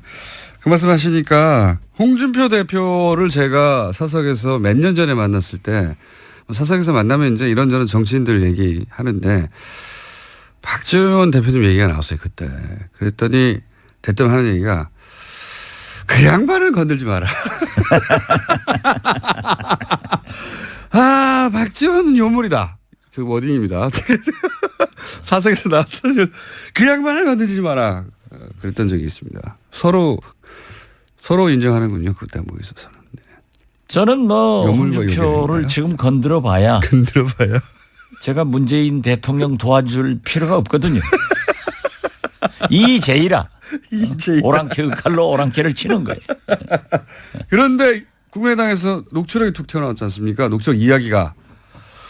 그건 이용주 의원한테 물어보라니까 왜 자꾸 저한테 물어보세요. 대표님 다 알지 않습니까? 상황을. 몰라요. 아시면서. 몰라요. 이 세상에 아는 걸 다 말하고 살아요? 그 녹취록이 어떻게 건네졌는지도 모른다니까요. 아시면서. 아니, 그건 가만두어도 네. 서청원, 홍준표 사이에서 불거져 나오게 돼 있어요. 예. 그런데 나무집 싸우는 게 굉장히 우리한테 이익인데 왜 거기다가 끼어들어요? 아니 이미 끼어들었지 않습니까? 녹취록이 네. 있다고. 살짝 간보기 한 거지. 잠깐 보기 한 것이다. 불을 질러 놓은 거지. 불을 질러. 근데 불이 활활 타지가 않아요. 그럼 한 번 더 지펴줘야 되는 거 아닙니까? 타게 돼 있어요. 그래요? 예, 그리고 그 불은 확 타버리면 안 돼요. 두고 타야 두고. 오래 효과가 나타나는 겁니다. 요거 하나만 확인해 주시죠. 하여튼 공장장 아는 게 없어요? 아니 나하고 진행을 바꾸는 게 나아. TBS의 청취율을 올리는 것은 박지원 공장장, 김어준 일주일도 안 되고 한 3주에 한 번씩 출연시켜줄게요. 감사합니다. 여기 내용에 원래 홍준표 대표하고 서청원 의원 간의 공방은 1심 이전의 상황에 대한 얘기였는데 이용주 의원이 얘기한 것은 1심 이후의 상황입니다. 그래서 이게 녹취록이 두 개가 있는 거냐 아니면은 그죠? 아니요, 제가 이용주 의원하고 법사위에서 옆에 앉으니까 우리 간사님 아니에요? 예. 저는 유일한 간사 지배를 받고 있는데 예. 그렇게 얘기하시던데 1심에서 무죄 났는데 그러니까요. 2심 항소심을 앞두고 예. 그러한 얘기가 오고 간 게 증인을 있다. 회유한 정황에 예, 관한 얘기를 예. 했단 그렇기 말이죠. 때문에 2심에서는 무죄 판결이 났다. 그러니까 1심 끝나고 난 상황에 말한 거잖아요. 그렇죠. 그렇죠. 예, 예. 그러니까 이게 별도의 녹취록입니까?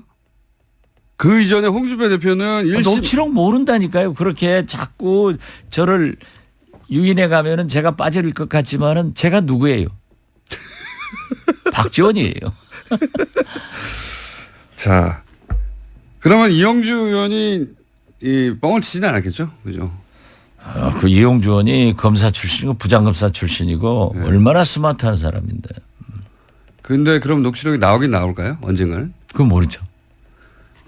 그것은 우리 국민의당을 바라볼 게 아니라 서청원, 홍준표를 바라보면 나온다니까요. 그 서청원 대표 그 외국 들어오면서 공항에서 하는 얘기 들어보세요. 언젠가는 할 것이다. 최종적으로 누가 이깁니까 보시기에? 서청원 대 홍준표. 서청원이 이기죠. 아 그렇게 보십니까? 네. 왜냐하면 이 그러니까 녹취록 예. 홍준표가 그 절대 그 이상 확전 안 할 거예요. 여기서 이긴다는 의미는 서청원 의원은 계속 당에 남고 홍준표 대표의 어떤 지적, 아니 그 발언에 대해서 그 발언 예.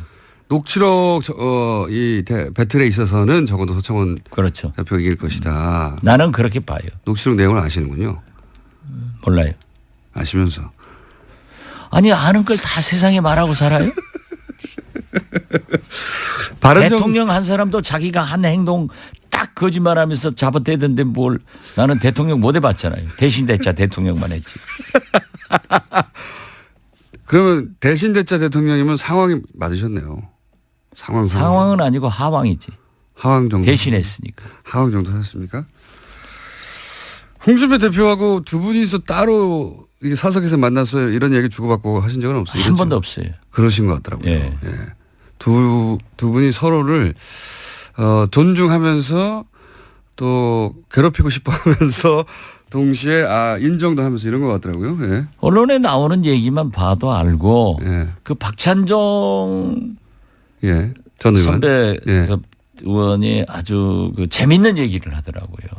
그분이 보통 분이 아닌데 예. 최근에 이렇게 굉장히 옳은 말씀을 많이 하시는데 예. 홍준표 대표가 그 말을 하는데 어쩐지 홍준표답지 않은 표정을 하더라. 어쩐지 홍준표다. 녹취록에 관련된 예. 얘기를 하는데 그러면서 예. 냄새가 나는 얘기를 하길래 예. 과연 박찬종도 박찬종이다. 진짜 그 아주 재밌는 표현 아니에요. 미세한 표정 변화를 잡아내서 예, 아주 그 자신 없어 하더라 하는 말씀을 듣고 박찬종 선배님 진짜 대단하신 분이에요. 그러니까 자신 없어 할 녹취록 내용을 알고 계시다는 얘기네요. 그런 감이 있다는 거지. 그런 감이 있다. 그거 이용주 의원 누가 줬을까요? 모르죠. 아시면서. 몰라요. 아시면서. 오늘 전부 나를 그렇게 아주 전지전능하신 무슨 뭐 하나님 취급하는데 저 모르는 건 많이 몰라요. 바른정당은 어떻게 됩니까? 그럼 남은 바른정당은? 바른정당은 이제 다음 주 예. 11월 중순 전당대회 전까지 13일 전까지. 예, 13일 전까지 갈 사람은 가고 남을 사람은 남는 거죠. 그래서 당헌 교섭단체는 무너지고 예. 제가 볼 때는 집단 예. 혹은 전국적으로는 예. 흡수될 것이다. 한국당으로 많이 갈 것이다. 그렇게 봅니다. 1차 탈당하고 그다음에 추가로 탈당할 수도 있고. 그렇죠. 예. 그래서 결국 남는 사람은 뭐 몇 몇 사람 명? 남겠어요? 한 자리 숫자로 줄어들고. 예. 그럴 경우에는 통합의 대상이 안 됩니까? 국민의당 입장에서는?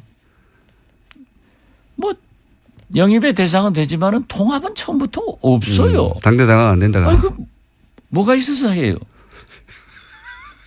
싸르기하고 노적하고 합쳐놓으면은 안철수 대표는 근데 통합 얘기를 계속 했지 않습니까? 뭐 오늘 아침 인터뷰한 걸 보니까 통합은 예. 아니지만은 예. 선거 연대. 정책연합 같은 것은 가능하지 않느냐. 예. 뭐 난 그건 가능하다고 봐요. 예. 그리고 케이스 바이 케이스로 그죠? 예. 그렇죠. 예. 그리고 정책연합은 이제 법안 같은 건 지금도 자동적으로 하고 있다고요. 우리가 필요한 경우에는 적폐청산 이런 경우에는 민주당하고 하고 있고 예. 또 우리가 또 필요한 경우에는 바른정당이나 한국당하고도 하고 있단 말이에요. 예. 그러니까 어제 우리 김동철 원내대표가 아주 중요한 보고를 했어요. 어제 정우택 한국당 대표를 아침에 만나가지고 예. 5.18 특별법 개정안에 대해서 한국당이 반대했는데 예. 그걸 긍정적으로 심의하겠다. 이런 얘기를 했다는 거예요. 이건 그러면 우리가 그거 한다고 해서 한국당하고 연대 연합하는 것은 아니에요. 예. 우리가 제3당이기 때문에 국민이 제3당은 양당제에서 극단적으로 나가는 것을 잘 조정하고 국가와 국민을 위해서 좋은 일을 하라 했는데 굉장히 좋은 일 아니에요. 이런 게 자동적으로 되는 거지. 그래서 그렇게 주도적으로 이끌고 나가면 이중대 소리를 안 듣고 나중에 민주당 따라가면 민주당 이중대, 한국당 따라가면 한국당 이중대. 그러니까 선도정당이 되자 이거예요. 홍종학 후보 논란에 대해서는 어떻게 보십니까? 안 되겠대요. 안 되겠다고 보십니까? 예, 이번에는? 너무 심해요. 이번엔 통과가 그리고 어려울 것이다. 참 저도 홍종학 의원을 지금까지 오늘 처음 얘기합니다. 예. 좋아했고 예. 저하고도 비교적 가까운 분인데 예. 시민운동 학자로서 예. 너무 표리가 부동해요. 표리가 부당한 판단하신다. 예. 그리고 그 부인이 또 문체부에 예. 자기가 무슨 발레인가를 했대요. 예. 뭐 자리를 내놔라 하고 굉장히 괴롭혔대요. 이런 그런 것들이 건들이 있다. 예, 지금 이제 터져 나오는 것 같아요. 뭐 청문회에서 해명할 건 해명하겠지만 어쨌든 지금 현재 상황 저는 예. 문재인 대통령께서 이렇게 높은 지지도 훌륭한 시정연설 이런 걸 했으면은 그렇게 문제가 되는 있으면은 바로 설득을 해서 자기 자진 사퇴를 하든지 임명 취소를 해주는 것이 훨씬 더 좋은 대통령이지 안 되는 걸 밀어붙여 가지고 틀림없이 저는 그럴 것 같아요. 청문회에서도 문제가 되면은 그대로 임명 강행해 버리면은 오만으로 보이는 거예요. 알겠습니다. 고사안을 그렇게 보시고 자 시간이 거의 다 됐는데 홍종학 안 된다 하니까는 공장장 목소리가 확 작아지네. 아닙니다. 네. 시간이 실제로 다 됐습니다. 실제로 다 됐는데 근데 또 일주일 기다려야 되니까 오신 김에 짧은 질문 단답형으로 두 가지만 더 드리면 유승민 후보의 대선 후보로서의 가능성은 여전히 살아있는 겁니까? 본인. 네, 본인 생각에는 살아있겠죠. 안철수 대표의 대선 후보로서의 5년 후의 가능성은 여전히 살아있습니까? 그것도 본인이 강력하게 원하기 때문에. 네, 본인 생각에는. 국민의 생각은 앞으로 4년 후에 어떻게 변할지 모르죠. 그러니까 그리고 그 두 분이 다 어떻게 국민 속으로 들어가서 언행을 하느냐에 달려있지. 그렇긴 한데. 제가 생각하면 제가 해야 되는데. 근데 제 말은 지금까지의 어떤 쌓아온 커리어나 하는 정치적 판단으로 볼 때 그 자질로 보아 쉽지는 않을 것 같다라든가 그런 감이 있지 않습니까? 그 감이 대부분 맞잖아요. 예. 그 감을 여쭤보는 거죠. 미래는 아무도 모르지만. 내일모레 만나면 국회에서 뭐라고 하겠어요. 잘 하도록 해야지. 여기까지 하겠습니다. 네. 오늘 컨디션 좋으신데 시간이 너무 짧네요. 시간 저희 좀 늘리도록 하겠습니다. 앞으로. 예. 감사합니다. 지금까지 아직 코너 제목이 안 만들어졌습니다. 예. 많은 코너 제목들 보내주십시오. 요요 커플 하나 나왔고요. 예. 제가 요괴로 불리거든요. 시사 요괴. 그래서 요물로 불리기 때문에 요요 커플 후보입니다. 자, 국민의당 박지원 전 대표였습니다. 감사합니다. 네, 감사합니다.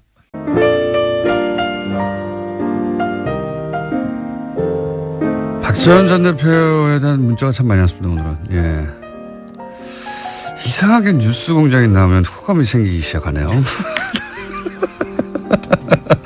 이런 류의 문자 많이 오고 있습니다. 내부자들에 대해서도 문자가 많이 왔습니다. 내부자 두 분의 오디오가 물릴 때가 제일 재밌습니다라고 하는 분과 정반대로 이거 싸움 안 말리고 뭐 하냐고 저한테 문자하는 분도 있습니다. 컨셉입니다. 코너에. 필리핀 지방어로 다스 누구 겁니까? 까이낀사냉 다스. 제가 정확한 발음인지는 모르겠습니다만 써있는 대로 있습니다. 따갈로어로는 까니뇨 다스 이또. 미얀마어도 없네요. 다스가 베두에레. 에스페란토 나왔습니다. 키에스 포세다조 다스 에스타스. 뭐네요. 그리고 세네갈로 나왔네요. 오늘은.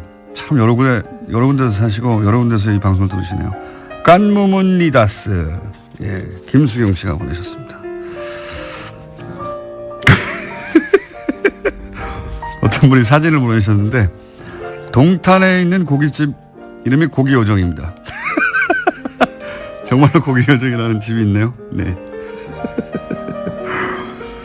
자, 그리고 또 11-3번 버스 타고 출근하는데 뉴스공장을 틀어보고 계시는데 볼륨을 작게 하고 기사님만 듣고 계시네요. 저도 듣고 싶어요. 수원 사단간 버스 7001번 뉴스공장 들으시는 청량리 가는 120번 버스 기사님도 뉴스공장을 들으시고 뉴스공장 틀고 있는 버스에 타면 반가워서 인사를 더 크게 합니다. 불친절한 AS 여기까지 하겠습니다. 도시건축가 김진애 박사님 나오셨습니다. 안녕하십니까? 네, 안녕하세요. 오늘 저희가 시간을 약속한 만큼 확보했습니다. 거짓말도 잘 둬요. 원래 확보한 거는 원래 약속이 17분이었어, 1년 전에. 근데 점점 줄더니 이제는 12분만 돼도 막 그냥 생색을 내시는 이 공장장. 10분이 넘어가겠습니다. 더군다나 특히 목요일 날은 글쎄 이걸 표현을 어떻게 하면 하여튼 블랙스타들이 너무 많이 나와. 블랙스타들이 김성태, 박지원 블랙스들이 너무 많이 나와가지고 저는 블랙스타. 그냥 완전히 쪼그라져 있는데 시간마저 쪼그라들면은 너무 그렇습니다. 밖에서 기다리시면서 박장대소를 하면서 방송을 들으시니까. 재밌어요. 자, 권력과 건축 이런 주제로 지금 몇 주째 하고 있는데 지난주에는 이제 노무현 전 대통령까지 왔습니다. 봉화 이제 사저. 봉화 사저에 대해서 네. 얘기를 했죠. 사실 지난번에 얘기하고 난 다음에 오신 분도 많고요. 메시지도 엄청나게 받았고요. 네. 또 책 쓰자고 또 그러는 사람 뭐 하여튼 간에 굉장히 많이 받고요. 많은 분들이 또 그 두 분의 그 하여튼 너무 일찍 가심과 그 두 분의 케미에 대해서 굉장히 좀 반가워하고 많이 그러셨어요. 근데 두 분의 이제 그 궁합을 얘기를 드렸는데 그러니까 지난번에 전 대통령도 건축하신 분도 돌아가셨으니까. 네. 예. 봉화 사저를 이제 설계할 건축가를 고를 때 물론 건축가가 물론 건축주의 마음에 들어야 됩니다. 그거는 이제 제가 지난번에 얘기 드린 면접을 코드 봐서. 예. 면접했을 때 하여튼 이거는 불편한 집이 되는 게 좋다. 이게 이제 그거 참 지금 특이한 근데 발상이에요. 거기에 이제 꽂힌다는 대통령도 이상하군요. 두 사람 다 좀 이상합니다. 집이 불편해야 돼. 그랬더니 맞는 말이다.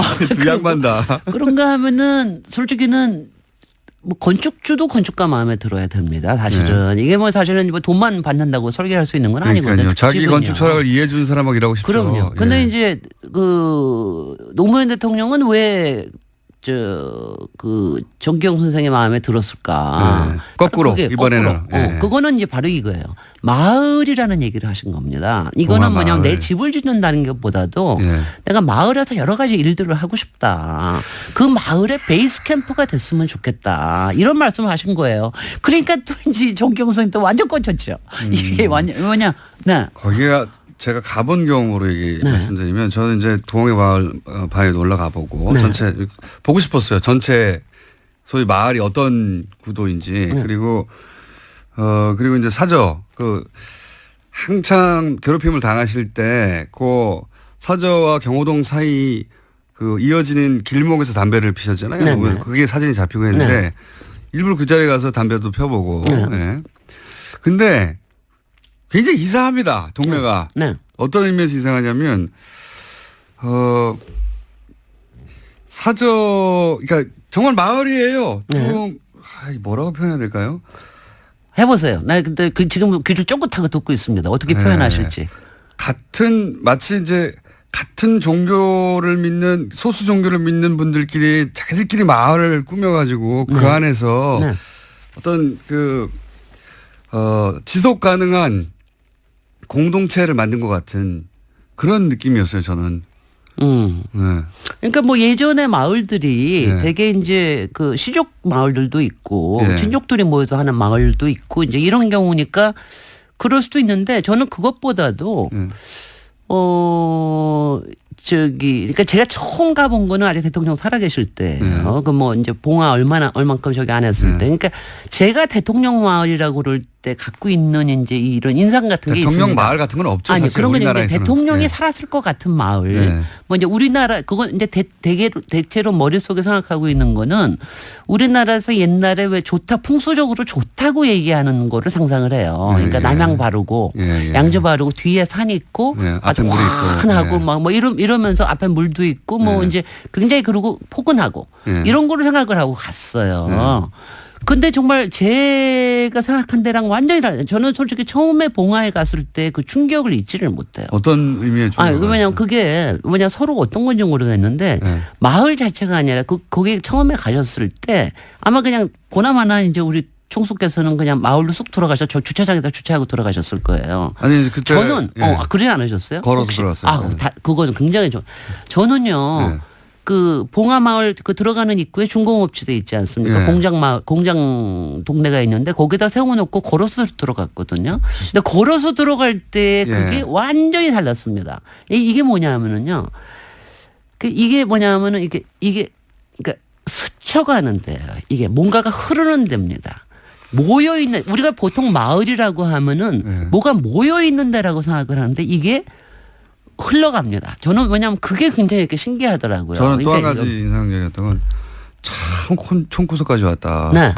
정말 총구석이죠. 근데 정말 총구석이네요. 지금은 총구석이 아니죠. 지금은 근데 지금은 그때로 많은 사람들이 지금은 오니까요. 진영 시 안에 속해 있으니까. 네. 근데 이게요. 이제 보통은 마을 들어가면 이렇게 앞으로 가가지고 이렇게 쭉 펼쳐지는데 이건 옆으로 들어가잖아요. 옆으로 맞습니다. 들어가면서 네. 그게 뒤에도 산이 있고 앞에도 산이 있어요. 근데 맞아요. 앞에 이름 네. 산 이름이 뭔지 아세요? 우리가 사자바위, 봉화산, 사자바위, 부엉이바위는 알지만 그 네. 앞에 있는 산 이름이 모릅니다. 없어요. 없어 이름이? 그리고 그냥 그 동네에서는 뭐라고 부르느냐 하면은 네. 뱀산이라고 불러요. 산 이름이 아예 없기도 합니다. 산 이름이 아예 안 나와 있더라고요. 근데 왜냐하면 높지가 않으니까. 근데 이게 이렇게 흘러갑니다. 근데 대체로 옛날에는 그런 네. 산이 있을 때는 사람들이 이름을 용산이라고 많이 붙였어요. 너무 작으니까 뱀. 근데 용도 못된 작으니까 뱀이었구나. 뱀인데 이게 흘러가는 굴곡이 보이는데 저는 야, 산세를 보고 그런 느낌 산세를 받죠. 보는 산세와 그 앞에 쭉 펼쳐져 있는 평야, 동그란 평야 이게 그리고 가운데로 확 이게 흘러갑니다.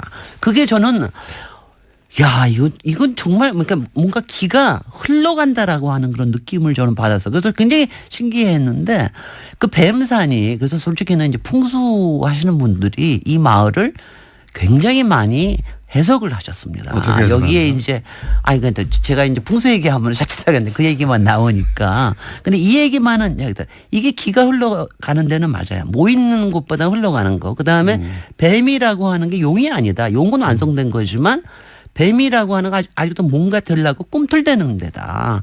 거기서 뭔가를 여유주를 잡으려고 하는 이 뭐라죠 야망과 이런 게 여기서 자라났다. 뭐 이런 얘기를 하고 하는데 대통령이 났다고 하니 대통령이 근데 그것도 붙인 정말 거겠죠. 풍수 하시는 분들이 대통령이셨을 때 해석하는 거와 네. 대통령이 돌아가시고 난 다음에 해석하는 게 또 달라집니다. 그렇죠, 당연히. 그런데 네. 이제 뭐냐면 제가 얘기 드리고 싶은 거는요. 그 봉화라는 거를 이제 삶의 공간으로 보는 거하고 그 다음에는 이제 사실은 어떤 기의 공간 이런 거로 보는 거하고 두 개가 다 있을 거예요. 우리가 특히 돌아가시고 난 다음에 삶의 공간으로 보신 건 그게 바로 대통령께서 보신 겁니다. 마을에 가시자마자 하신 일이 화포천에 가서 그 앞에 이제 천이 흐르는데 화포천에 쓰레기 줍는 일부터 하셨어요. 오리농법으로 그렇죠, 오리농법 네. 하셨어요. 그다음에 앞에 조금만 야산에다가는 장군차 심기 시작하셨어요. 그리고 여기가 감이 유명하니까 감 가지고 뭐 어떻게 영농조합을 해볼까 뭐 이런 등등의 그러니까 마을의 어떤 말하자면 새로운 미래 이런 거를 좀 만들어 보려고 하는 이런 삶의 공간으로서의 봉화에 대한 생각. 그 다음에는 제가 앞에 얘기한 대로 이게 확실히 기가 있습니다. 그러니까 어느 마을마다 어느 공간마다 기가 있거든요. 그 기가 저는 이렇게 생각이 돼요. 왜냐하면 저는 제가 노무현 대통령을 좋아하고 이런 이유가 뭐냐면요. 제가 앞에서 흘러간다고 하니까 본인이 내가 이걸 다 담을게라는 얘기를 하신 적이 한 번도 없습니다. 저는 그게 좋더라고요. 그러니까 어떤 점에서 굉장히 겸손하신 거예요. 대신 끊임없이 움직이자. 그리고 세상을 움직이는 거는 계속해서 우리 움직이는 우리의 힘으로 이게 간다라는 이제 이런 얘기를 하신 철학과 더불어서 봉화마을에 바로 그런 길을 담고 있는 데다. 이런 생각을 하면서 제가 사실은 봉화의 그 묘소 이제 지금으로 봐서는요. 봉화의 묘소가 이렇게 삼각형으로 되어 있습니다. 이렇게 산 위에서 찍은 사진을 보시면 알지만 저쪽에서부터 쭉 들어오면서 그 이제 봉화 그 노란 들판이 펼쳐지면서 거기에 이제 노무현 대통령 얼굴도 그리고 이제 벼 가지고 그리고 이러면서 쭉 오면 그러니까 삼각형으로 꽃갈 모양으로 돼 있어요. 꽃갈 모양으로 해서 거기서부터 오면은 이게 뭘 받아내는 것 같이럼 돼 있어요. 그래서 거기에 거기 있는 박석이 말하자면 어떤 클라이맥스를 보여주는 것처럼 이렇게 돼 있는데요. 건축가는 그런 걸 보는군요. 그러니까 이게 뭐냐면 이런 기의 흐름을 느낀다고 하는 게 굉장히 중요한 거예요. 저는 그런 건 아니고 네. 저는 그런 건 볼 안목이 없고 제가 느낀 거는 느끼긴 하셨을 거예요. 보시진 않았더라도. 네. 야 정말 시골이구나. 여기까지 지금도 가기가 쉽지 않고요. 사실은 교통도 불편하고 그때는 더 어려웠죠. 네. 예. 본인이 정말 은퇴한다고 생각하고 진짜 은퇴의 마음으로 여기까지 왔구나. 그렇지 않고서는 삶의 미래를 생각을 하시고 오신 거예요. 그러니까요. 그러지 않고서는 갈 수 없는 곳이에요. 네. 너무 구석에 처박혀 있고요. 글쎄 말이죠. 예. 이거는 뭐 정치인들이 보통 대중을 떠나는 걸 두려워하거든요. 네. 아니 근데 그래서 이분은 진짜 은퇴를 한다고 정말로 마음먹고 왔구나. 아니 근데 은퇴하고 또 가셨는데 그래서 저도 가끔 그 생각을 하는데 거기를 우리가 너무 많이 찾아간 게 잘못됐었나 보다. 아니 왜냐하면 저는 처음 찾아갔을 때 봉화마을을 찾아갔을 때 이제 쭉 걸어 들어갔는데 마침 그때 대통령이 나오셔서 아직 거기 모두 없고 그럴 때 나오셔서 이제 헬로우 뭐 이런 거 이제 국민들 만나시고 그럴 때였는데 정말 행복해 보이셨거든요. 그러니까 그래 또 동시 생각한 게 대통령 재임 기간에 본인이 가진 모든 에너지를 다 썼고 네. 할 수 있는 본인이 후회 없이 할 수 있는 바를 다 했다고 생각했고 그래서 이제는 그거는 끝났고 삶의 그 단락은 끝났고 이제는 은퇴해서 자연인으로 이 동네를 내가 가꾸면서 동네 이장처럼 정말 은퇴한 삶을 그렸구나 이런 느낌을 받았어요 저는. 그래서 제가 이제 시간이 얼마 없어서 그래도 중요한 포인트 얘기는 하나를 해야 되겠어서 2분 남았습니다. 제가 이제 2분 남아서 저거 하는 게 이제 봉화에 가실 때요. 뭐 봉화 사절을 간다, 묘소에 가신다 이런 생각보다도 그냥 봉화 가시는 거로 생각을 하십시오. 봉화라는 마을 자체를 보고. 그러니까 아까 제가 묘소 얘기도 했는데 그 박석이라는 게 지금 사실은 이제 디자인적인 측면이나 기가 흐르는 거 보면 거기가 클라이맥스예요. 뭔가 있고 이제 거기에서 뭔가 그러니까 거기서부터 연결되는 선도 생각하십시오. 그리고 봉화에 가실 때는 절대로 주차장까지 가지 마시고 입구에서 거기서부터 걸어가시는 게 굉장히 좋아요. 그러면 이제 이게 무슨 길일까, 뭐가 이게 여기에서 흘러가는 게 뭘까라고 하는 게 느껴집니다. 그래서 저는 뭐랄까 독특합니다. 공간이. 아니요, 그거는요. 아니 그러니까 그걸요 우리가 말을 못하지만 길한 어느 공간에나 기가 있습니다. 그리고 대통령 과학적으로는 자기장입니까? 어저께 들었습니다. 네. 뭐 자기장과 여러 가지가 있을 거예요. 그게 사실은 이제 풍수에서 얘기하는 게 햇볕과 바람과 물 이거의 관계에서 일어나는 거니까. 근데 저는 그게 이제 이런 거라고 생각해. 길하는 거를 무슨 우리가 뭐 나쁜 거나 무슨 미신적인 이게 아니라 우리가 공간에서 느끼는 어떤 에너지입니다. 그리고 자기의 충동이에요. 그래서 그거를 봉화를 생각을 하실 때는 봉화 가는 길에 그 마음이 어떤 건가. 그리고 봉화를 떠올릴 때 그 마음을 생각을 하시면 참 좋겠고요. 또 딴 얘기 좀 하고 싶은 거는 많은데 여기까지만 할래요. 왜냐하면 이 얘기가 굉장히 중요하기 때문에. 그래서 저는 제가 가령 이제 제가 어디를 갈 때 우리가 봉화라고 하는 걸 간다는 자체보다도 봉화를 그리는 마음, 봉화를 가는 마음 이게 굉장히 우리가 공간에 대해서 갖는 우리의 굉장히 좋은 태도라는 생각을 합니다. 그러니까 노무현 전 대통령을 좋아하셨던 싫어하셨던 제가 보기에는 그 공간을 한번 가볼 만하다. 그럼요. 굉장히 다른 느낌이 있습니다. 기까지는 모르겠고 여긴 정말 이상하다 이런 느낌 확실히 왔습니다. 신비롭기도 하고요. 각자 그 느낌은 다르겠지만 다르긴 합니다. 확실하게. 자 오늘 여기까지 듣겠습니다. 도시건축가 김진애 박사였습니다. 감사합니다. 안녕. 안녕. 나는 소위 친박이었다가 탈박한 사람들에 대해서 이 여론조사가 이상하다기보다는 대단히 특이하고 이례적인 것은 쓰임새가요. 네. 당시 TK 지역은 어차피 자유한국당, 당시 새누리당 인사들이 당선되게 돼 있어요.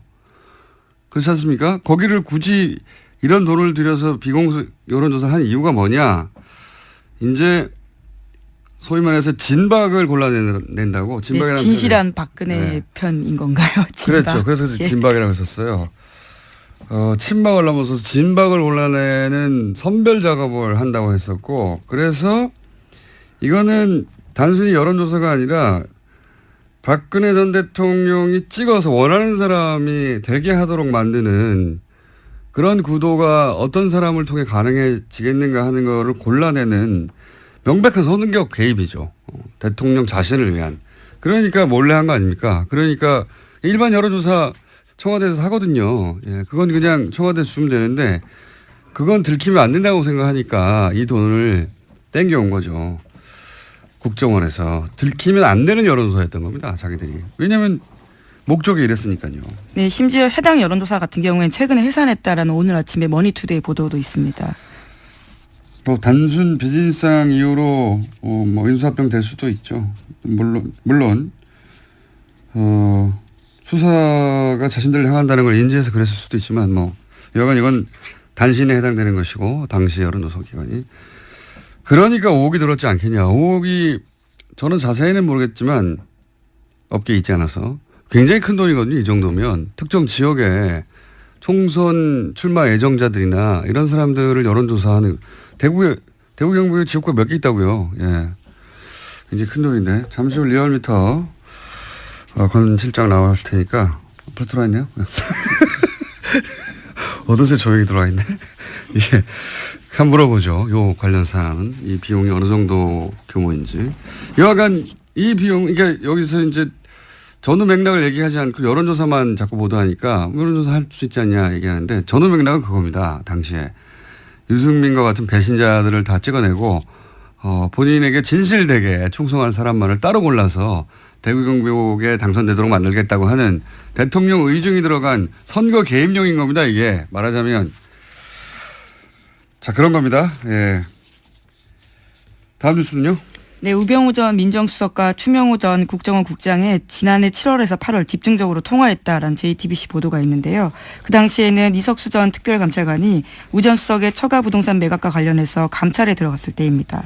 계속해서 모르는 사이다, 잘 보고하지 않았다라고 하고 있는데요. 전화통화 내용까지 나온 겁니다. 기록까지 나온 겁니다. 네, 인정하지 않았죠. 추명호 전 국장이 자기 전화번호는 아니라고. 예. 근데 다른 청와대 직원의 이 번호가 추명호 전 국장 이름으로 저장되는 바람에 들킨 거죠. 예. 추명호 전 국장은 명백한 최순실 라인이라고 예. 아주 오래전부터 언론에 보도되어 왔었는데 근데 추 국장하고 우 전 수석하고 이렇게 수백 통이나 단기간 내에 통화할 정도의 사이인데 네, 3주간 수백 통 했다라고. 예, 하루 10통씩 했다는 거 아닙니까? 예. 추 국장이 최순실의 존재만 우 수석에게 비밀로 했다는 거 아닙니까? 이렇게 되면. 예. 우 수석은 자기는 최순실의 존재 자체를 몰랐다고 계속 얘기하고 있으니까요. 믿는 사람은 뭐 대한민국에서 거의 없는 걸로 보이긴 합니다만 정황 증거 같은 것이 하나 더 나온 거죠. 예. 자, 리얼미터 해야 되기 때문에 예.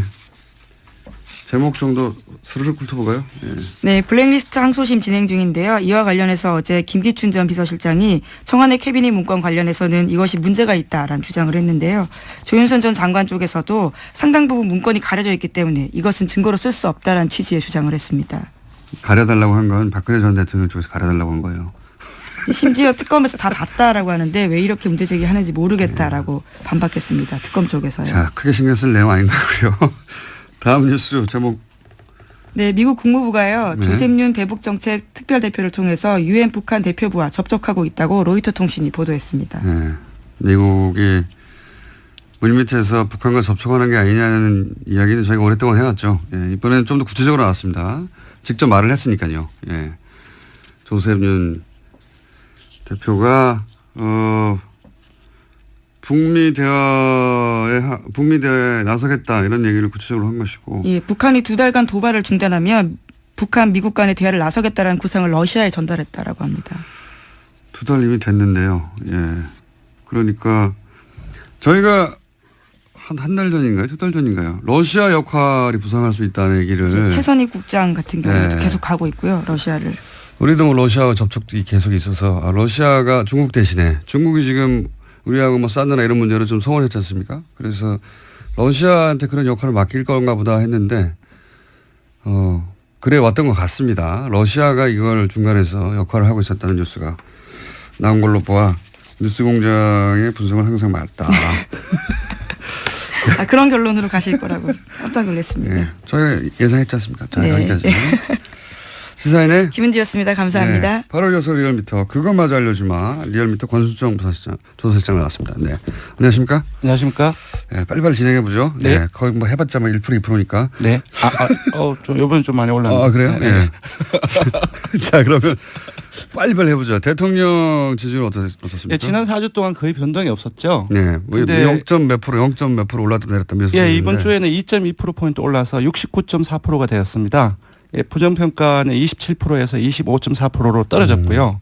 추세가 어때요? 그러면 예를 들어서 추세가 수요일 네. 어제 일간 집계는 어떻습니까? 네, 그래서 어제 시정 연설이 있었죠. 여론 주목을 많이 받았는데 어제는 일간 집계가 71.7%까지 올랐습니다. 간만에 좀 올랐네. 한 네. 9월 4일 이후에 약 2개월 만에 처음으로 70%대를 다시 돌파를 했고요. 리얼미터 기준으로. 예, 네. 그리고 보수 중도 지금 분석을 해보니까 이념 성향이 다 올랐더라고요. 네. 그리고 영남과 2.2%입니다. 수도권 포함해서 다 올라서 전체적으로 보합세에서 약간 상승세. 약간 이제 강보합세라든지 예. 그렇게 봐야 되지 않을까 싶습니다. 떨어질 때 0점 몇, 뭐 올라갈 때 2, 뭐 이런. 예, 거. 뭐 다른 여론조사에서는 상당히 많이 큰 폭이 있는데 저희 리얼미터 같은 경우는 네. 매일매일 하다 보니까. 예, 그렇게 크게 변화는 없습니다.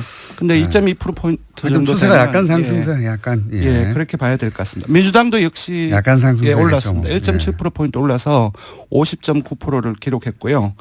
지난주까지는 40%대였는데 다시 50%대로 올라섰습니다. 자유한국당 아무래도 좀 떨어졌겠죠. 시끄럽죠. 예, 자유한국당은 친박 출당을 둘러싸가지고 많이 갈등이 전폭되고 있지 않습니까?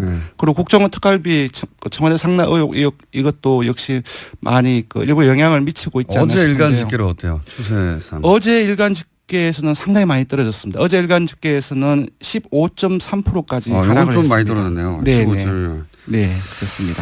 17, 8 하다가, 예. 국민의당, 정의당 같은 경우는 각각 0.7%, 1.0%포인트 오른 6.6%, 5.7%였어요. 거의 변화가 없는 가운데 조금씩 오르는 이제 경향을 보이고 있고요. 바른정당이 좀 크게 약세를 보이고 있습니다. 그럴 수밖에 없겠죠. 지금 네. 당이 지금 존립이 가능하냐 마냐 하는 상황이니까. 예, 떨어진 포인트는 그렇게 많지 않지만 4.4%를 기록했는데요. 네. 7개월 만에 최저치로 하락했습니다. 특히 31일 화요일 일간 집계에서는 3.9%까지 떨어졌고요. 알겠습니다. 지금 분당 위기에 있기 때문에 이런 부분들이 반영이 되고 있지 않나 그건 싶습니다. 뭐 예상 가능했던 네. 수치고요. 대통령이 60구나 70이나 그게 그겁니다. 예. 떨어져도 그게 그거고 올라도 저는 그게 그거라고 보는데 어쨌든 추세는 그런 식으로 약간 강보합 혹은 약간 상승세다. 네, 그렇게 봐야 될 것 같습니다. 네. 자, 이번 주 이런 거 하다가 항상 현안조사 네. 별 큰 차이 없다 이렇게 해주시고 제가 보기에는 별 큰 차이 없다. 이 말할 때 빨리 시작해야 됩니다. 네, 현안조사. 이번에는 조금 핫한 조사를 좀 마련을 했습니다. 낙태죄를 유지해야 되는지 폐지해야 되는지 이 부분에 대해 조사를 해봤는데요. 이거 궁금합니다. 제 기억으로 리얼미터가 이거 조사한 적이 있어요. 언제인지 기억 안 나는데. 7년 전 2010년 7년 좀 오래됐군요. 2월입니다. 요즘에 어제 청와대 홈페이지 들어가 봤더니 네. 낙태와 관련된 그 청원이 무려 105개 정도 어제 기준 제가 봤을 때였고 20만 명 이상이 또 예. 특정 낙태죄 그거는 이제 폐지를 해야 된다는 청원이었는데 23만 명 이상이 잡혀 있더라고요. 그래서 언론을 비롯해서 상당히 핫한 이슈인데 결과는 폐지를 해야 깜짝 놀랐는데 이게 우리나라 사람들 좀 사회적인 이념 성향으로 보수적인 성향이 조금 더 강하거든요. 그래서 폐지를 해서는 안 된다라는 의견들이 조금 많이 나오지 7년 않을까. 전에 그랬죠. 예, 7년 전에는 그렇게 나왔습니다. 명백하게. 예, 근데 요번에 조사를 해보니 폐지를 해야 된다. 낙태죄를 폐지를 해야 된다라는 의견이 51.9%가 나왔고 절반을 넘었었습니다. 그리고 폐지를 하지 않고 유지를 해야 된다는 것이 36.2%였습니다. 조금 더 소개를 해드리면 2010년 2월에 조사한 것은 낙태 허용을 해야 되는지 말아야 되는지 이렇게 물었는데 거의 비슷한 조사이죠.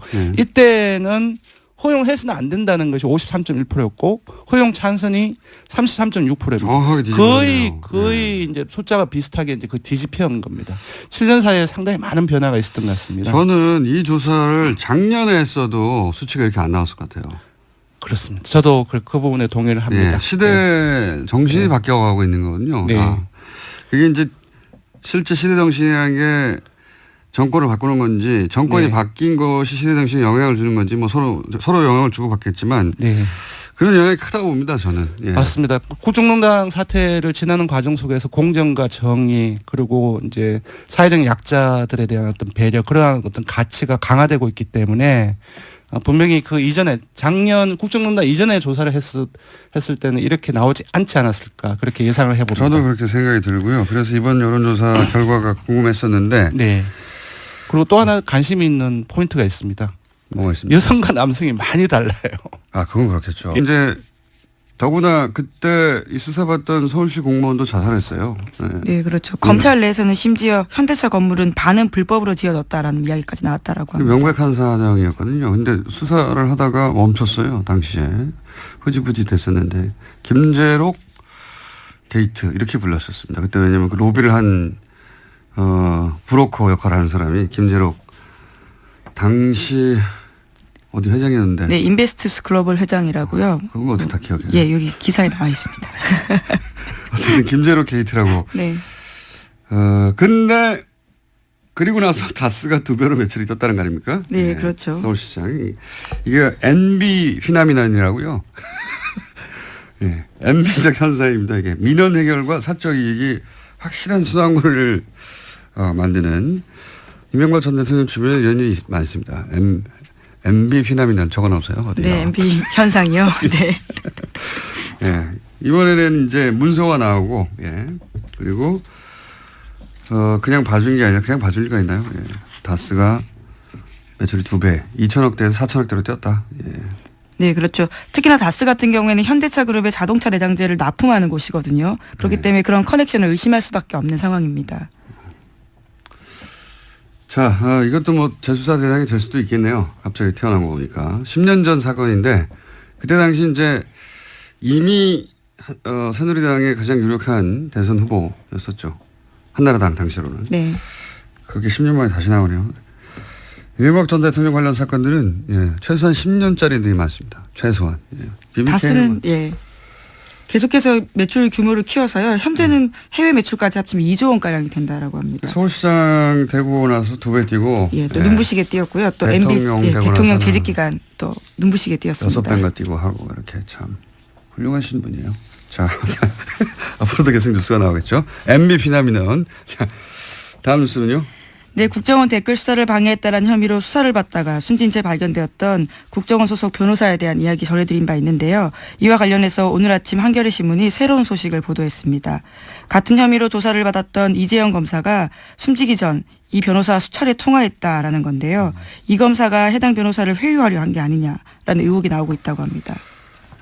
근데 뭐 통화만 한 거 가지고는 내용을 알 수 없으니까요. 예. 통화를 할 수도 있겠죠, 당연히.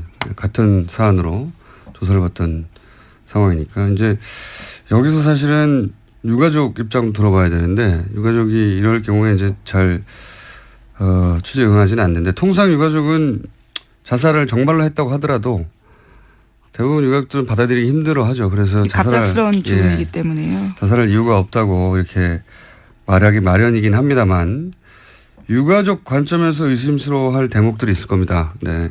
그 부분 확인해 봐야 될 것 같고요. 그만하니까 생각나는데 매우 특이하게 이런 류의 죽음에 대해서 자살이 맞다고 유가족이 거꾸로 이야기해 준 제가 기억하는 거의 유일한 케이스가 소위 마티 자살 사건이죠. 예. 그때 자살이 맞다는 뉘앙스로 오히려 의혹을 해명하는 역할을 부인이 했었죠. 예. 네, 근데 그 건 같은 경우에는 최근에 국정원개혁발전위원회가 발표했었는데요. 또 자살이 맞다 이런 결론이 나오긴 했습니다. 문서상으로는 특이점이 없다. 자살이 맞는 것 같다라고 했는데 예를 들어 그게 블랙 오퍼레이션 흔히 말하는 였다면 뭐 거기 써 있을까요? 여하간 저희가 방송을 시작한 이후로도 이런 류의 자살이 굉장히 많았는데요. 예. 관심을 가지고 계속 저희는 지켜보고 있습니다. 유가족도 접촉을 한번 해보고요. 자, 다음 뉴스는요. 네, 국정원 특활비 관련된 수사가 계속 진행되고 있습니다. 이번에는 청와대가 지난해 4.13 총선을 앞두고 새누리당 내 경선 등과 관련해서 비공식 여론조사를 했다라는 건데요. 이와 관련해서 5억 원이 들었는데 그 돈을 청와대가 아닌 국정원에서 냈다라고 합니다. 요 상황은 이 발언과 연결해서 봐야 됩니다. 저희가 이 비공식 여론조사, 뭐 청와대가 여론조사 할 수 있지 않냐 이렇게 생각할 수도 있습니다. 근데 문제는 이제 이게 비공식이었고 당시 이 여론조사의 의도가 뭐였냐를 볼 수 있는 당시 상황에서의 박근혜 전 대통령의 발언을 일단 잠깐 들어보시겠습니다. 이제 국민 여러분께서도 국회가 진정 민생을 위하고 국민과 직결된 문제에는 무슨 일이 있어도 소신 있게 일할 수 있도록 나서주시고 앞으로 그렇게 국민을 위해서 진실한 사람들만이 선택받을 수 있도록 해주시기를 부탁드립니다. 기억하실지 모르겠는데 당시 이제 유승민 의원이 소위 탈박 선언을 한 거죠. 일종의 배신의 정치로 찍힌 바가 있습니다. 그래서 진실한 사람을 뽑아달라고 진실한 사람 얘기를 굉장히 많이 했어요. 그때 당시에 지난해 4.13 총선 전에 있었던 박근혜 전 대통령이 이제 진실한 사람, 뭐 저런 사람은 떨어뜨려야 된다. 그건 그렇겠죠, 당연히. 예, 여성 10명 중에 6명은 폐지를 해야 된다. 예. 이건 저는 여성의 견해가 훨씬 중요하다고 봅니다. 그렇죠. 남자가 뭘 합니까? 당사자이기 남자는 그냥 머리로 생각하는 거거든요. 예. 윤리나 규범의 관점에서 바라보는 것이고 혹은 정교의 관점에서. 예, 남성은 44대 43 거의 같습니다. 팽팽하네요. 그런데 더 놀라운 것은 보수층을 포함해서 중도 진보 모든 이념 성향에서 네. 폐지를 해야 된다는 의견은 더 많이 나왔습니다. 시대 정신이 바뀐 거예요. 예, 지역도 부산, 울산, 경남 제외하고 연령도 60대 이상을 제외하고 모든 연령층에서 폐지를 해야 된다라는 의견이 많이 나왔습니다. 불경 60대 이상. 예. 자유한국당 지지층을 제외하고는 사실상. 근데 자유한국당 이건 정당이 그렇게 중요하지 않아서 뺐는데요. 네. 자유한국당 지지층에서도 폐지를 해야 그렇군요. 된다는 의견이 더 많이 나왔어요. 그렇군요. 시대가 확실히 바뀌었군요. 네. 예. 요게 사실 요 낙태와 관련한 이슈는 미국 민주당과 공화당의 그렇습니다. 수십 년 된 그렇습니다. 예. 예. 어떤 정당을 지지할 것인가의 바로미터 같은 네. 이슈거든요. 종교라든지 사형제도라든지 이런 항상 나오죠. 이슈 항상. 같은 경우는 사실상 첨예하게 갈리기 마련인데 예 그렇습니다. 뭐랄까요? 이런 여론조사를 보다 보면 최근에 이제 미국의 상황을 보다 보면 미국을 참 부러워했었어요 예전에. 예, 미국이 여러 가지 사회 제도나 정치 시스템이나 아니면 이런 이슈를 다루는 어떤 정도 눈높이가 네. 참 앞서간다 이렇게 생각했는데 우리나라도 많이 바뀌고 있죠. 이 조사 결과를 보면 뭐랄까요? 미국이 참 후져져 보여요. 대통령도 그렇고 점점. 그럼 우리나라가 더 나아져 보이나요? 부럽지 않다. 예. 딱 낙태 이슈 하나를 가지고 말하는 게 아니라 전반적인 상황들이. 네 그렇습니다. 예. 그렇습니다. 자, 한 가지만 더 여쭤보고 요거 조사 개요 말씀해 주세요. 5억 이런 거 있잖아요. 네. 이 비용이 엄청 큰 거죠. 근데 이제 제가 듣기로는 그 작년 4.13 총선 이전에 당내 경선과 관련해서 조사를 했다고 들었고 그러니까요. TK 지역이라고 되게 들었어요. 근데 네. TK 지역의 선거구가 총합이 한 21개 정도밖에 안 됩니다. 근데 그걸 다 하지는 않았을 거예요. 다 했다 하더라도 5억이 너무 많잖아요. 예, 제가 볼 때는 친박 중심으로 했다고 한다면 10개 내외가 아닐까 싶은데 보통 여론조사는 전화면접 조사가 가장 비싼데 1000명 조사를 할 경우에는 전화면접 조사라 해도 한 건에 1,500만 원 정도 내외입니다. 시장 가격이. 예, 시장 가격이. 그러면 도대체 5억이면 1,500만 원이면 어떻게 되는 그러면 한 겁니까? 30개 정도를 할 수 있는 거죠. 그 비용을 다 준다 할지라도. 근데 30개가 안 되는데, 이 조사 같은 경우는 전화 면접으로 과연 했을까? 자동응답을 많이 했을 가능성이 높다. 왜냐하면 더 싼데. 예, 그 A 업체가 본인이 직접 여론조사가 아니라 하는 곳이 정치 컨설턴 특혜하는 회사이고 그런 경우는 외주를 주고 또 외주 비용은 되게 싸게 돌리거든요. 그런 것들을 감안했을 때 여론조사에 들어가는 비용은 더 낮지 않았을까. 다른 비용이 크다. 다른 비용이 훨씬 큰데 그렇다고 한다면 그 부분을 정치 컨설턴을 위한 비용인지 아니면 또 다른 비용이 있는지. 부러운 거예요 지금. 예, 부럽습니다. 왜냐하면 만약에 이 정도 비용이라고 한다면 아마 리얼미터가 이걸 만약 했다고 한다면 빌딩을 샀을 것이다. 부자가 되지 않았을까. 조사 개요는요? 예, 조사 개요는 이번 주중 조사는 TBS 의뢰로 전국 19세 이상 성인을 대상으로 월요일부터 수요일까지 무선 80%, 유선 20%, 전화 면접 자동 응답 혼용으로 실시했고 최종 응답자는 1,522명이었습니다. 표본 오차는 95% 신뢰 수준 플러스 마이너스 2.5%포인트, 응답률은 5.2%, 정당 간 통합 죄송합니다. 낙태죄 유지 폐지 조사는 TBS 뉴스공장 의뢰로 어제 하루 동안 주중조사 동일한 조사 방법을 실시했고 최종 응답자는 516명, 표본차는 플러스 마이너스 4.3%포인트였습니다. 리얼미터 권순정 조사분석 실장이었습니다. 감사합니다. 고맙습니다. 우여곡절이 많은 코너. 어떨 때는 사람들이 없애버려야 된다고 문자가 쏟아지고 어떨 때는 환호하는 내부자들. 민주당의 안민석 의원 나오셨습니다. 안녕하십니까. 네, 더불어민주당 국민재산 찾기 특별위원회 위원장 처음으로 당에서 뭐 하나 맡아봤습니다. 안민석 의원입니다. 자유한국당의 김성태 의원 나오셨습니다. 예, 안녕하세요. 김성태입니다. 근데 김성태 의원님, 예. 최순실 재산 몰수 안 합니까? 아니 그 최순실 재산 몰수를 위해서 특별법 발의도 지금 안민석 의원과 많은 동료인들이 참여한 가운데 하셨잖아요. 그 자한당 중에서 유일하게 김성태 의원 한 분이 특별법 서명도 하셨는데요. 예. 자한당은 여기 대해 가지고 어떤 입장이에요 지금? 아니 그 법이 이제 구체적으로 이거 통과시키기 싫으니까 괜히 뭐 합당한다 뭐 탈당한다 하면서 우당탕당 하면서 국민들 시선을 딴 데로 끄는 거 아니에요?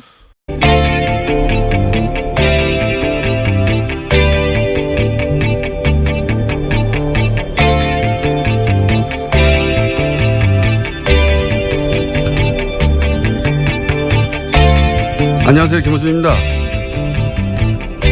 지난 월요일 우리 외교부와 중국 외교부는 교류 협력을 정상 궤도로 회복한다는 동시 성명을 냈습니다. 중국과의 사드 갈등이 봉합 국면에 들어섰습니다. 야당에서는 굴욕 외교라고 비판을 합니다. 한마디로 중국의 경제보복으로 우리 기업이 입은 경제적 손실에 대한 보상, 사과를 받아냈어야 한다는 겁니다. 그런데 사드 배치로 인한 중국의 보복은 없다고 강조하고 또 강조했던 게 박근혜 정부 아니었습니까?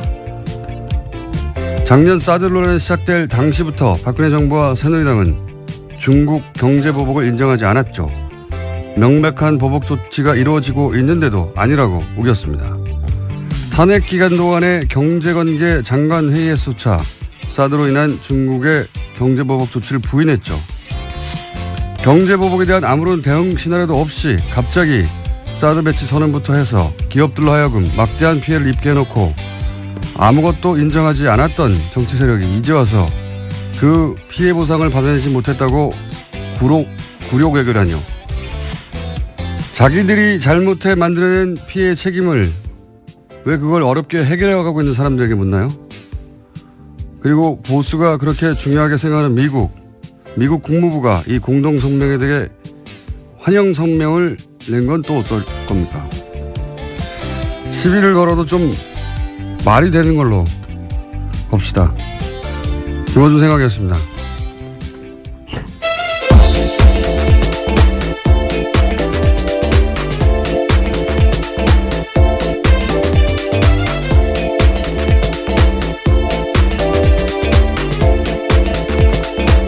시사인의 김은지입니다. 예.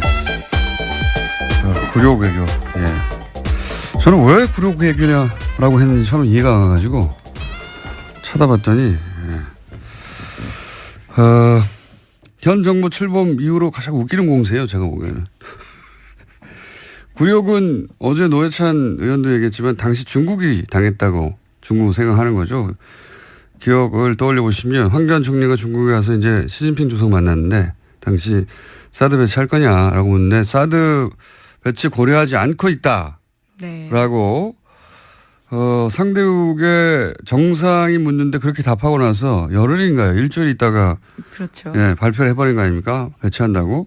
그런 일을 당하고 또 모욕감을 느끼지 않는 국가가 어디 있습니까? 예.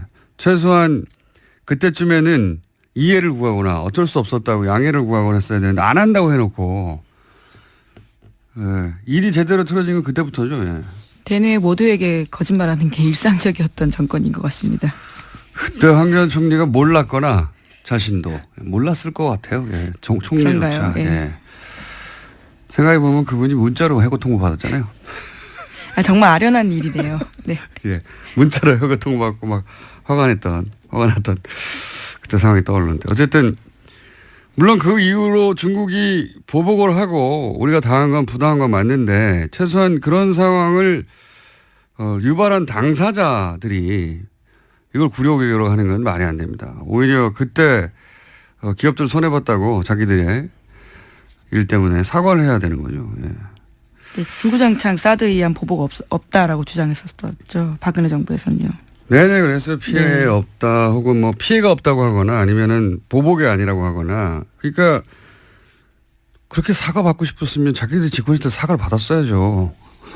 그때는 해결할 능력도 없고 그러니까 보복이 없는 척, 보복이 있어도 모른 척, 사드와 무관한 척, 딴청만 피웠던 거 아닙니까? 갑자기 피해가 넘쳐난다고 지금 나오는 거잖아요. 그래서 사과를 받아냈어야 된다고. 예. 원래 여야가 주거니 받거니 하고 말이 되게 싸워야 중계하는 사람들 재미가 있는데 우기도 적당히 우기야 제가 표를 들어두는 척이라도 하죠.